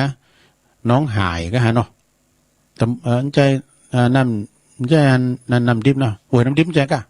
อันนั้นขมแมดเหมือนกันเนาะอันนี้น้องหายกันเนาะครูบาบุญกรรมเด้อครูบาบุญกรรมเจ้าวัดมงคลวารีเนาะแล้วทำงานหนึ่งก็วันที่31ก็เปิดจะมีกิจกรรมเนอะสวดมนต์ข้ามปีสร้างบารมีข้ามพศเปิดจะเข้าดาวธรรมกันนะส่งท้ายปีเก่าต้อนรับขวัญวันปีใหม่ณอุทยานธรรมพระสุนทรมุนีนะจังหวัดลำปางนะที่ท่านพระอาจารย์สมชาติชาตะปัญโยก็ปากันไปนะอาจารย์พระครูอภิวัฒนวิกรมเปิ่นปิ้นประธานนะแล้วก็ครูบาอาจารย์ก็จะไปไล่ก็ไล่ตุนอยู่บางตุนก่อนนอนบางตุนก็ไม่ได้นอนนี่นะเนาะพอบางตุนเปิ่นก็จะมีงานตีวัดของเปิ่นเหมือนกันจะต้านเขาใหม่เนี่ยเนาะเอาคืนวันที่1เนี่ยแต่บางตุนก็จะได้เปิดร้านเนี่ยไปเปิดร้านฮับนี่มุ่นเปิ่นไปแล้วนี่เนี่ยวันที่1ก็วิ่งไปวิ่งมามันเต้นเปิ่นก็เริ่มนอนนี่ก็มีนะแล้วก็มีทำก็ขอเชิญรวมทำบุญตอดผ่าป่าทำบุญสถานีเนี่ยคืน104.50นะวันที่9 มกราเนอะเชิญสถานต่างหลายที่เราฟังบัดเดี๋ยวนี้นะปดโตในเปิ้นปิ้นแม่ขายใหญ่เนอะสถานีวิทยุคืนวัดไฟหิน104 FM 104.50โดยเมตตาบารมีธรรมอาจารย์พระครูสมุวิสุวัฒน์วรกิจโจอันนี้เปิ้นปิ้นรับปิ้นนอนเนอะเป็นคุณที่ว่าอยู่เบื้องหลังความสำเร็จของตัวเจ้าที่ได้มาออกรายการนะ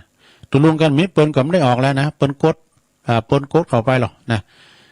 วันที่9 มกราเนอะกลางเมื่อเวลาสัก9 โมงนี้ก็ประสงค์เจริญพระพุทธมนต์นะ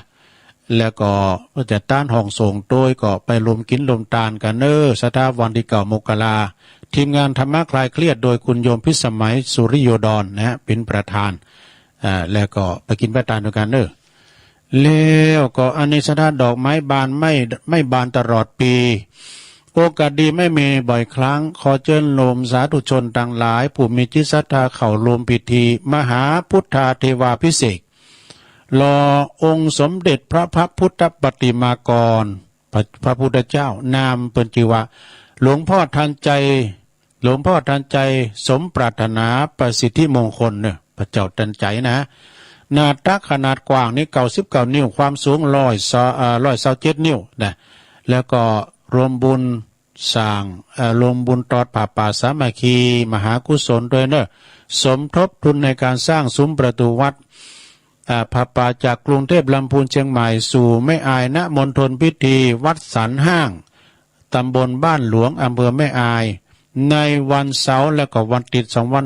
19 มีนานะ19 มีนาปี65บุญเนอะนะพิธีบวงสรวงนั้นก็เวลา9 โมง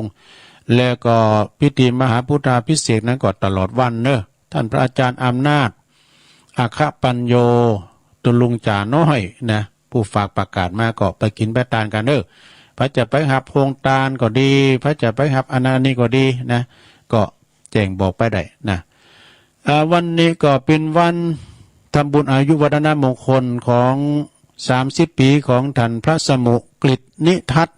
กิติโสพนะเมธีตุปิเคเนอะวัดสับปุงน้อยเจ้าอาวาสวัดสับปุงน้อยตำบลโมกน้อยนะอำเภอป่าซาง เปิ้นจะมีวันนี้เนาะวันนี้ก็39รูปเนี่ยพระสงฆ์ที่จะได้มาเจริญพระพุทธมนต์สื่อพระราชตาตุปีเคเนาะพระจัดปิ้นจับภาพอย่างได้หนึ่งก็ไปนะไปกินไปตานไปสืบชะตาด้วยกันสืบชะตาหลวงด้วยกันแล้วก็มีอันนี้เปิ้นฝากประกาศมานะศรัทธาญาติโยมทั้งหลายก็ประกาศข่าวสารงานบุญเนาะประกาศประชาสัมพันธ์งานบุญของพาณิชย์นะเนื่องโดยระหว่างวันที่20ถึง29เริ่มวันนี้นะ20ถึง29ธันวา64นี่นะจะมีพระนิสิตระดับปริญญาตรีสาขาวิชาภาษาบาลีสาขาพุทธศิลปกรรมและก็สาขาครุศาสตร์นะเปิ้นจะมาปฏิบัติธรรมนาติวัดพระบาทปางแฟนป่าเมงดอยสะเก็ดเด้อเป็นเวลาอยู่10วันเนี่ยเปิ้นจะมาปฏิบัติธรรมคือว่าเขากรรมเนี่ยนะจึงน้อมกราบถวายครูบาอาจารย์ในละแวกไก่เก่งก็ดีและตลอดถึงศรัทธาญาติโยมนะให้จะไปเป็นเจ้าภาพเนอะให้จะเป็นเจ้าภาพภัตตาหารเจ้าภัตตาหารเพลหรือว่าน้ำปานะรวมบุญเมตตาบารมีธรรมตามกำลังศรัทธาได้ติดต่อสอบถามได้ที่ท่านพระสมุคำแสนนะตุปีนกนะวัดพระบาทปางแฟนเบอร์โทรศัพท์เนอะ083-319-239นะอันนี้เบอร์ตุปีนกเนอะ083-319-2339นะพระบาทปางแฟนเนอะเพิ่นจะมาปฏิบัติธรรมกันเอาฝากประกาศทำงาน1ศรัทธาญาติโยมวันที่11 มกราเปิ้นจะมีการถวายต้านจอฟ้าป่านลุมแล้วก็สืบชะตาหลวงแบบล้านนาโดยเวลา 9:39 ณ มณฑลพระศรี2เมืองดอยนางแก้วโดยคุณแม่การดาศรีเนตรนะเป็นวันเกิดของเปิ้นโดยจากหางดงนะแล้วก็แถมหลายเจ้าภาพอยู่ก็ปากันไปเนื้อสดาเฮาจะมีการต้านถวายต้านจอฟ้าป่านลุมนี่เปิ้นจะยกขึ้นเรียนศาลาหากศาลาที่เฮาไปกินต้านกันนะแล้วก็ไปสืบชะตาโลมกันเนอะนะที่ม่อนพระศรี2เมืองดอยนางแก้วนะในวันที่11 มกราเนอะพร้อมกันนั้นก็ตั้งคณะสงฆ์30รูปกันเนอะเปิ้นจะไปสวดเจริญพระพุทธมนต์ฟรีคือนะ โดยการนำของท่านพระอาจารย์วีระนะเปิ้นก็จะป้ากันมาถึงตูเจ้าไทยตูเจ้าเมือง30ตุนก็โอ้เสริมบารมีของคุณแม่การดาศรีเนตรโดยเนอะไปจะไปโลมสืบชะตาหลวงก็ไปนะที่ตกข้างนะไปเนอะที่วัดดอยนางแก้วไม่ใช่วัดนะที่อุทยานดอยนางแก้วเนอะเอาทำงานหนึ่งอันนี้เป็นงานทำงานหนึ่งเนอะเจิญรวมทำบุญประชุมเพลิงศพนะบำเพ็ญกุศลประชุมเพลิงศพพระครูอดุลขันตายาธรวงเล็บสอนขันติโกนะอดีตเป็นพิจารวัดวัดสันติวนารามท่าลุกบ้านสันนะตะลุกบ้านสันนะตำบลหนองล่องอำเภอเวียงหนองล่องจังหวัดลำพูนเปิ้นก็จะเริ่มกันตั้งแต่วันที่19ในตาลผาศาสตร์เนอะวันที่20นี่ก็ลากผาศาสตร์ประสงค์จำนวนหลายอยู่เนอะเปิ้นจะได้ไปสวดพุทธมนต์ธรรมนิยามสูตรแล้วก็นำเอาสรีระล้างอะไรสังขารดวงวิญญาณของครูบาขึ้นนอนสู่พระศาสตร์เม่นใหม่นกฮัสดีลิงนะแล้วก็ทำบุญไปกูคืนถึงวันที่23เป็นวันประชุมเพลิงศพเนอะนี่ก็ขอประกาศถึงศรัทธาญาติโยมปุ้นเนอะวันที่21 22 23ของเดือนมกรานะเดือนหน้าปีหน้าเนี่ยนะศรัทธาเนอะพี่น้องตาลุกบันสันนะเพิ่นจะได้บำเพ็ญพร้อมโดยคณะสงฆ์อำเภอเวียงหนองล่อง ตุเปเกี่ยวเพิ่นก็ฝากประกาศมาแล้วนิมนต์ตุลุงไปตั้งแต่วันที่20นะตุลุงจะไปวันที่20ถึง23ไปนอนบ่นะเพราะว่าเป็นครูบาอาจารย์ตุลุงทำตนหนึ่งนะนี่ก็เป็นข่าวสารงานบุญนะศรัทธาญาติโยมทั้งหลายเรื่องวัดได้ว่าใช่ครับติ๊กวันนี้ล่ะดอกมันว่าไปตั้งหน้าเอาไว้พุกเนาะบุยังมาอยู่นะบุยังมาอยู่ขอบคุณเด้อตังอาจารย์ชัยทองขันปครูเก่าเฮาจากอันปุ้น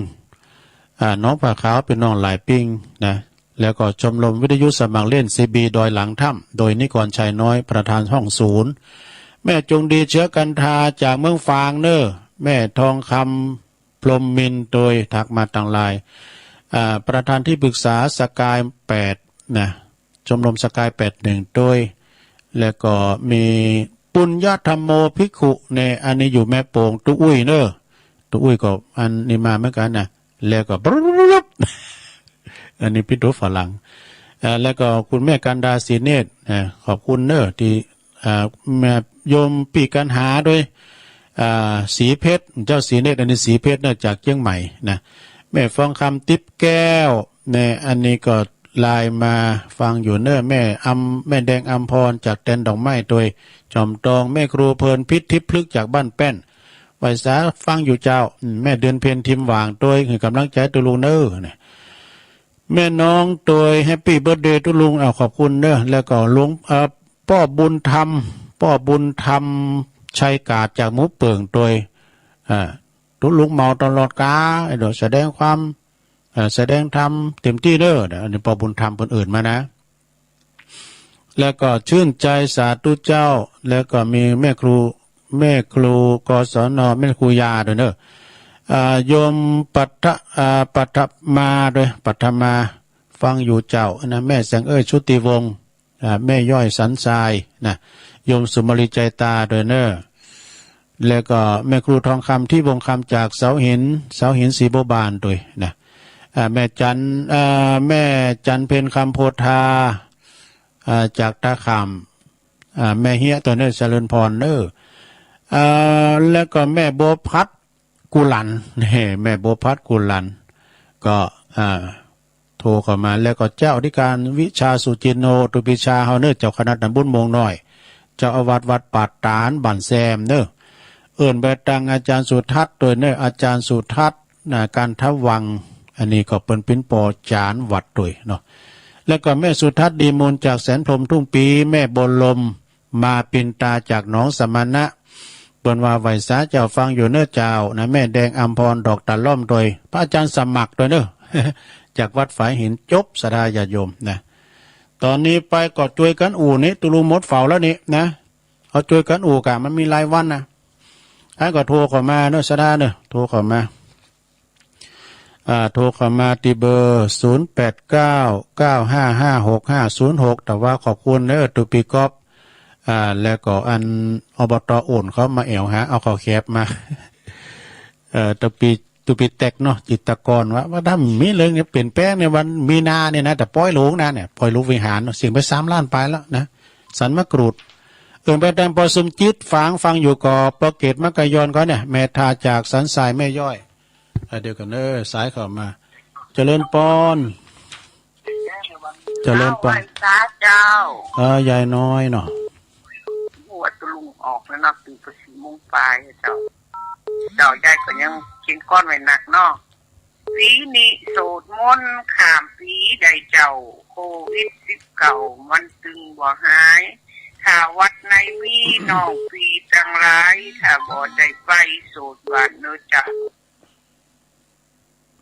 อันขอเอาทีวีปอเมแก่เถ่ากูทานนี้เจ้าคนมีโสดมนต์กันเนอโสดมนต์ขามปีบุญปานละมือจักมาคู่เก่า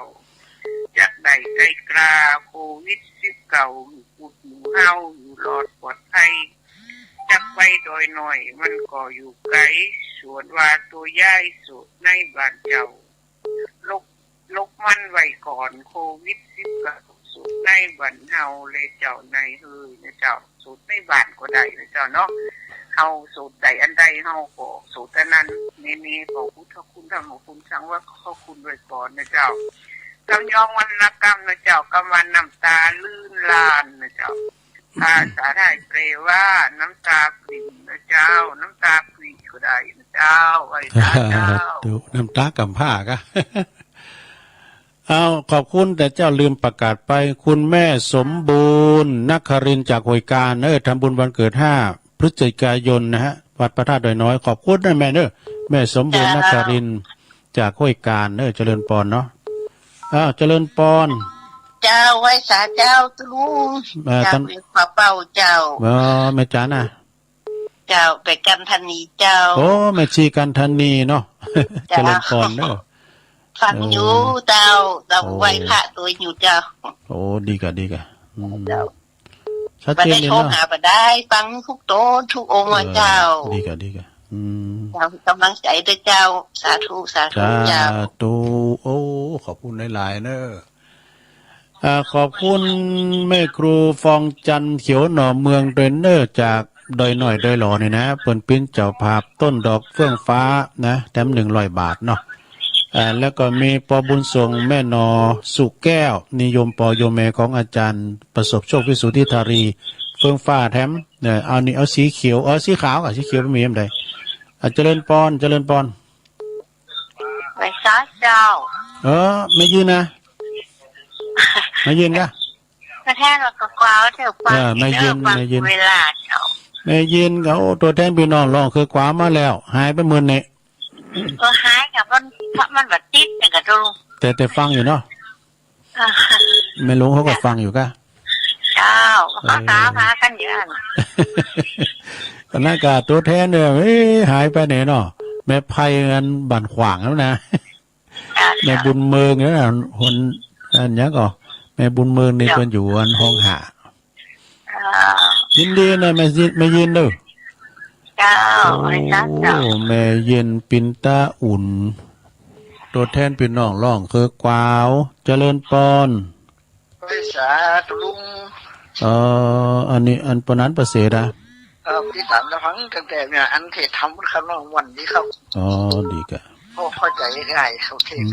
เข้าใจดีปนันประเสริฐเนาะจากหน้าแดงหน้าหน่อยเนาะครับจากหน้าแดงหน้าหน่อยครับที่ทำเราฟังลุงตลอดครับดีกะเสียงลงรบกวนใจครับฟังกันไปติ๊กกันเนาะครับแล้วเรียนเนาะว่าเป็นหนูค่ะได้โอกาสได้คนจะได้ป้าได้นี่กันพี่ยังอันนี้ได้ป้ากันอยู่เนาะครับเดี๋ยวนี้ก็เป็นเงินใจกันเงินเอาใกล้กันนะครับเอาเสียงไปป้ากันก่อนกำลังใจให้ขอบคุณขอบคุณปนนั้นนักเนาะครับให้ทุลุงได้อยู่ดีมีชุกอันนี้มันเงี้ยวอย่าวิโรคไฟเบียดเบียนให้เป็นโลโก้ลงใช้แก้วชุกการเราไปสาธุได้ปนกับปนนานแล้วเนาะตัวแทนพี่น้องเนอะพี่น้องเบิ่งนานมาแล้วนะอาจารย์มะยุรีคำแปลงบ้านห้วยปันจ้อยตำบลหนองโยงเนอะอันนี้ก็ตาลดอกเฟืองฟ้ามาแถม100 บาทเนอะฝากแม่ครูฟองจันมาเจริญปอนกับไว้สาครับน้องเบลวะครับน้องเบลซุ่มโทรครับไม่ได้ฟังวิทยุย่านพอดีอยู่กาดนะครับไปกาดแล้วกะครับตุลุงมีสุขภาพแข็งแรงนะครับขอบคุณครับแก้วสารประการคุ้มครองตุลุงอยู่กับปู่พระพุทธศาสนาเป็นมันเมินนะครับผมขอบคุณน้องเบลขอให้ตุลุงอยู่กับพี่น้องศรัทธาไปมันเมินนะครับแต่กันเนาะครับนมัสการแล้วสวัสดีครับผมขอบคุณน้องเบลสาธุโตน้องเบลพอไปกาดแล้วนะเนี่ยโตซุ่มโทรมาลูก0899555656เจริญปอนพรสาวจ้าตุลงแม่อุ้ยอินเนาะเสียงทองอุ้ยอินมาแล้วแม่สับเสมิงสับเสียงไหนนะสับเสมิงฟังชัดเจนดีเนาะชัดเจนดีดีกะจังหวะนั้นคุณเจอกับโชว์5กับวันนี้ไปปิ้นจ้าก็ขันแนมฟังกันเนาะมันติดตึงวันคุณที่เปิ้นติดทำจัดหนักนะขึ้นแล้วก็อะไรขึ้นวันติดเนี่ยแต่ขึ้นแล้วก็ฟังครูบาอาจารย์3 ตุนก่อนเนาะพระครูสัทธิตเขาคนยินดีเนอสาธุอุ้ยอินก็80 ปีแล้วนะบทตัวปนฟังตลอดเนอแม่สาบตัวนี้เป็นตัวแทนพี่น้องแม่สาบเสมอนะเอาสายที่7เจริญปอนไว้สายเจ้าตุลุงแม่เอื้องไพรเนาะให้ปีเบิร์ธเดย์เนาะวันนี้เนาะตุลุงอยู่สุขสบายเจริญรุ่งเรืองในที่การงานเจ้าขอบคุณหลายๆเนอะ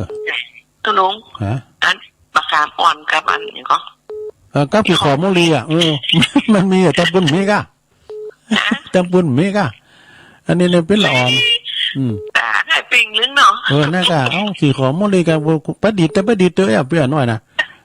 เดี๋ยวเอาขามไปตุงแล้วก็มากินว่ะอีก็เป็นมียังจำได้ยังลืมจริงไหมคะตุลุงมีแต่กะอันนี้นะทำซับก็แล้วทำปลาเสียวซับเรามันจะมีแต่สมัยเลี้ยงควายก่อนจะไว้สายเจ้าตุลุงขอบคุณนะ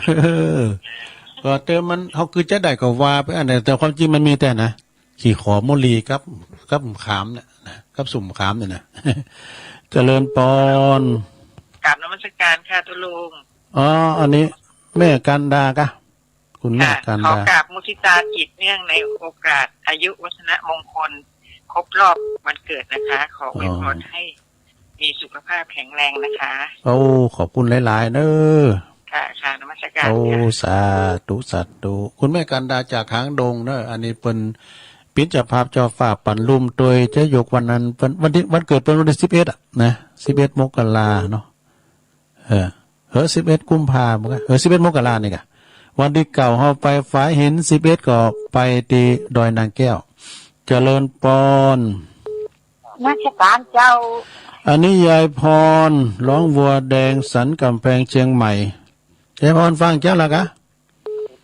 ฟังเปิดลุงเปิดสถานีนะดีกะมาเปิดสถานีฮะตุลุงนี่ละนี่อันเพราะว่าเปิ้นเอาเทปนั้นออกอยู่เนาะตุลุงทองร้องวัวแดงฟังเทศเจ้าลูกฟังเทศอันตุลุงทองนะกะนั่นแหละเพราะว่าวันเกิดลุงอ่ะแม่นังกะวันเกิดยายพรเมื่อใดวันนี้เป็นวันที่มีชุกอายุมันยืนจะไปได้เก็บได้เกิดสาธุได้ปอนยายพรฮั่นเอาสปิติโยก่อนตุลุงไหวอยู่เนี่ยถ้าอยู่ใกล้เลยเป็นอย่างนี้ไปปีนอย่างก็คนธรรมดามัดมือไปปีนอย่างแล้วปนปันป้อนนี่ก็ดีใจแล้วเนอะปอนนี่ก็ปอนนี่ก็ขอย้อนสนองไปหายายพรด้วยเนอะได้ปอนยายพรเนี่ยขอบคุณหลายๆเนอะใจมือถือนี่เหลือมางามเนอะดูลุงกันเนี่ยหินลายจะเน็ตคุณเถ่านี่ว่าตาดียังเลยใส่แว่นนี่เลยหูก็ดีแต่ว่าทันต้านี่เอาหน่อยยิ้มก่อนยิ้มหน่อยทันต้าขอบคุณยายพรเนอะผู้โทรมาดำเนอะทุกก็มาอยู่สาธุยายพรร้องวัวแดงสันกำแพงเชียงใหม่ตัวเฮินประจันมอเนอะมุงเมสันชิดเจริญปอนเจ้ากับภาษาเจ้าตุลุงอันนี้ตั้งได้น่ะวันนี้มาแตนกับเจ้าอันไม่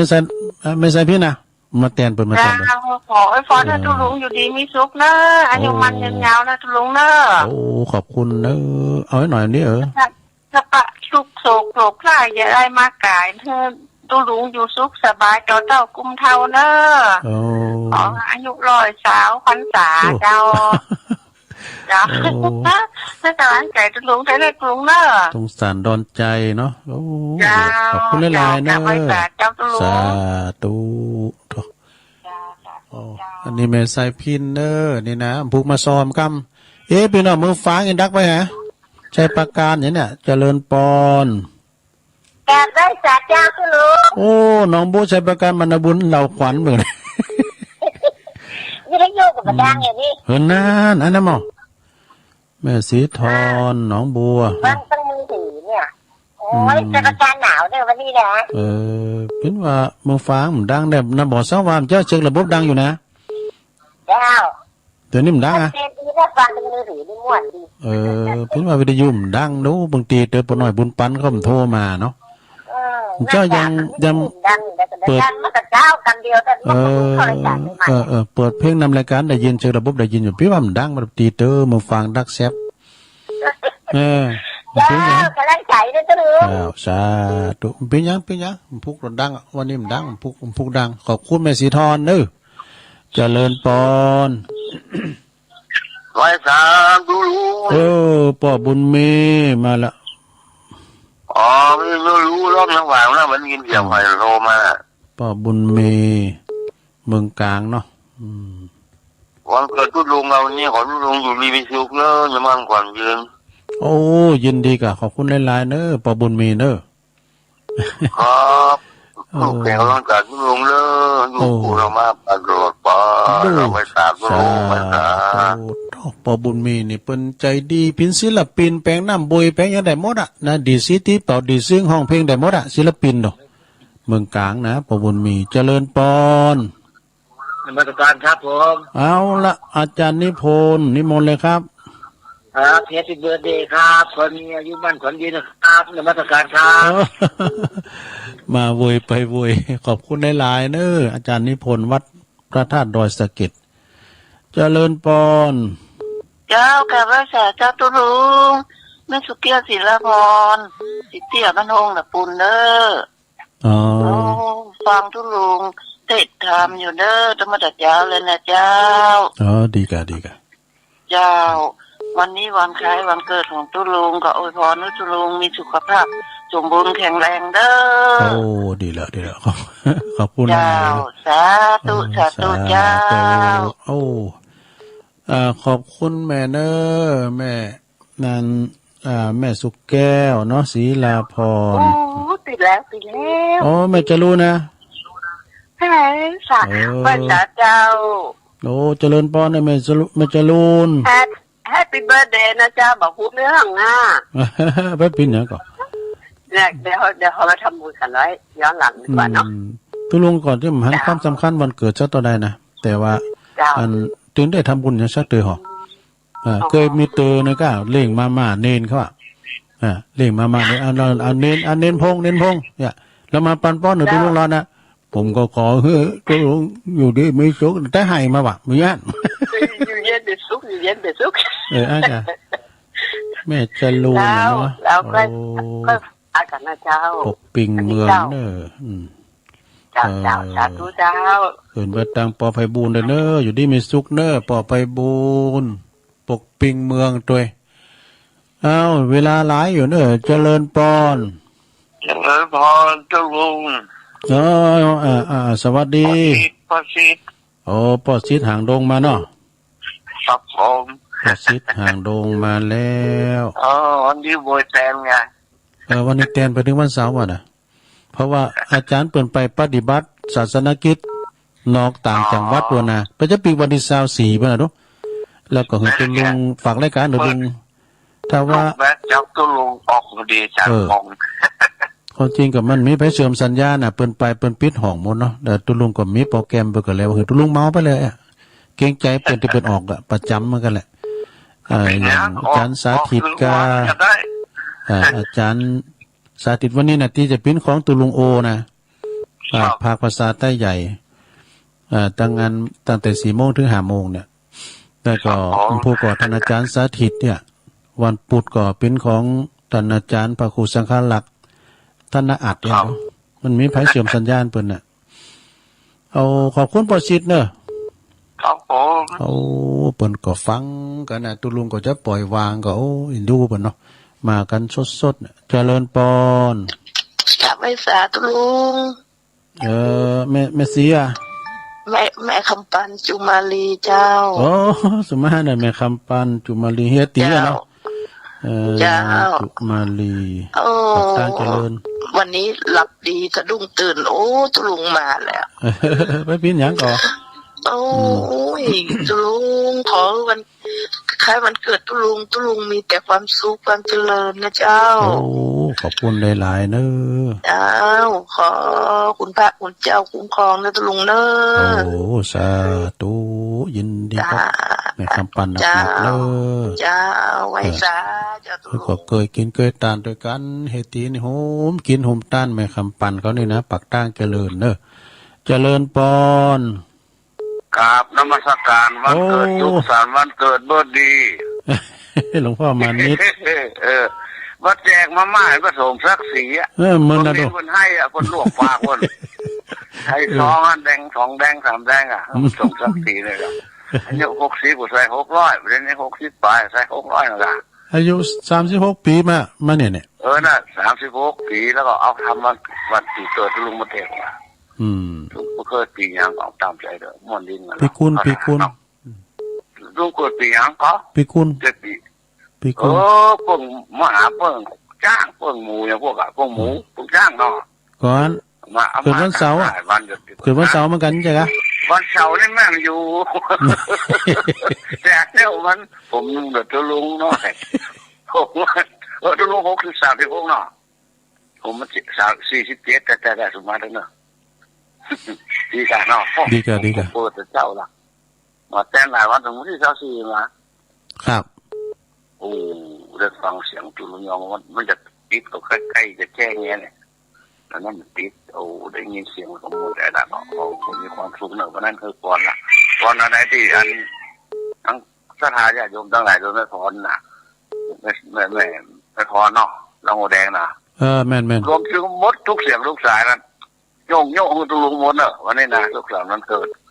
ยายพรกับว่าถ้าไปถวายแกงมนูน่ะหมูกระทะร้องหัวแดงไปถวายลุงยองเนอะแต่พร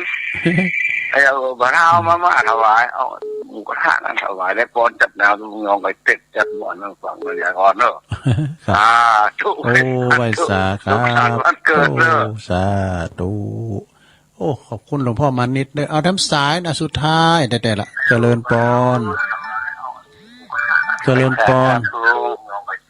ฮะจอมอยู่นะปนันปั้นโอ้เสียงเหมือนจอมอยู่ปนันปั้นมาแล้วปนันปั้นทาดอนใจเนาะทาดอนใจเมทาได้ยินแล้วนะกูไปแล้วนั้นดังแล้วนะได้ยินแล้วเหรอคือความลุงคือความทุกข์เน่โอ้ขอบคุณคนนั้นตกใจใครเจ็บทั้งหลายในวันนี้นะครับจ้ะสาธุเนอบุญรักษาเนอมันไม่ชัดเจนแล้วไม่ชัดเจนนะมันเป็นว่าเนี่ยเธอก็เกี่ยวกับอินเทอร์เน็ตเนาะโอ้ขอบคุณหลายๆต่อไปตะลุงจะโทนสายกันเนอะยายน้อยกาดนัดเนอะแม่ชีกันธนีเวงป่าเป่าแม่เย็นปินตะอุดตัวแทนพี่น้องร้องเครือกวาวปนนั้นประเสริฐนาแดงนาหน่อยนานบนเนอะน้องเบลตุ้ยนี่แล้วก็แม่อุ้ยอินแม่สาบเสมิงแม่เอื้องไพรชัยยองจากดงฤาษีแม่กันดาสีเนตรจากหางดงตัวยายพรร้องวัวแดงสันกำแพงเชียงใหม่แม่สายพินกัลยาจากตรงสานแม่สีทรบ้านน้องบัวใจประการปอบุญมีเมืองกลางแต่อาจารย์นำตกแม่กลางเลยนะอาจารย์นิพนธ์วัดพระธาตุดอยสะเก็ดโดยแล้วก็แม่สุกแก้วศรีลาพรแม่จรูนปกปิงเมืองปอดชิดหางดงแม่คำปันจุมาลีจากปากตั้งเจริญหลวงพ่อมณิษฐ์ถาวโรจากสำนักสงฆ์หอมบุญมาปันป้อนตุลุงสาตุเนอร์แล้วก็สุดท้ายเบอร์ที่19ปนานปั้นจากท่าดอนใจเมทาเนอร์19สายด้วยกันเนอขอบคุณกูเสงกูสายเนอร์ที่เปิ้นโทรมาก็ดีทำต้อมตั้นผู้ก็มาทำอยู่เนอผู้ก็มาบริหารเวลาอยู่ขอบคุณตังสถานีกูสถานีกูคืนโดยพุกเจ้าปักกันน้ำใหม่เนอผู้เจ้าก็มาอยู่ขอขอบคุณ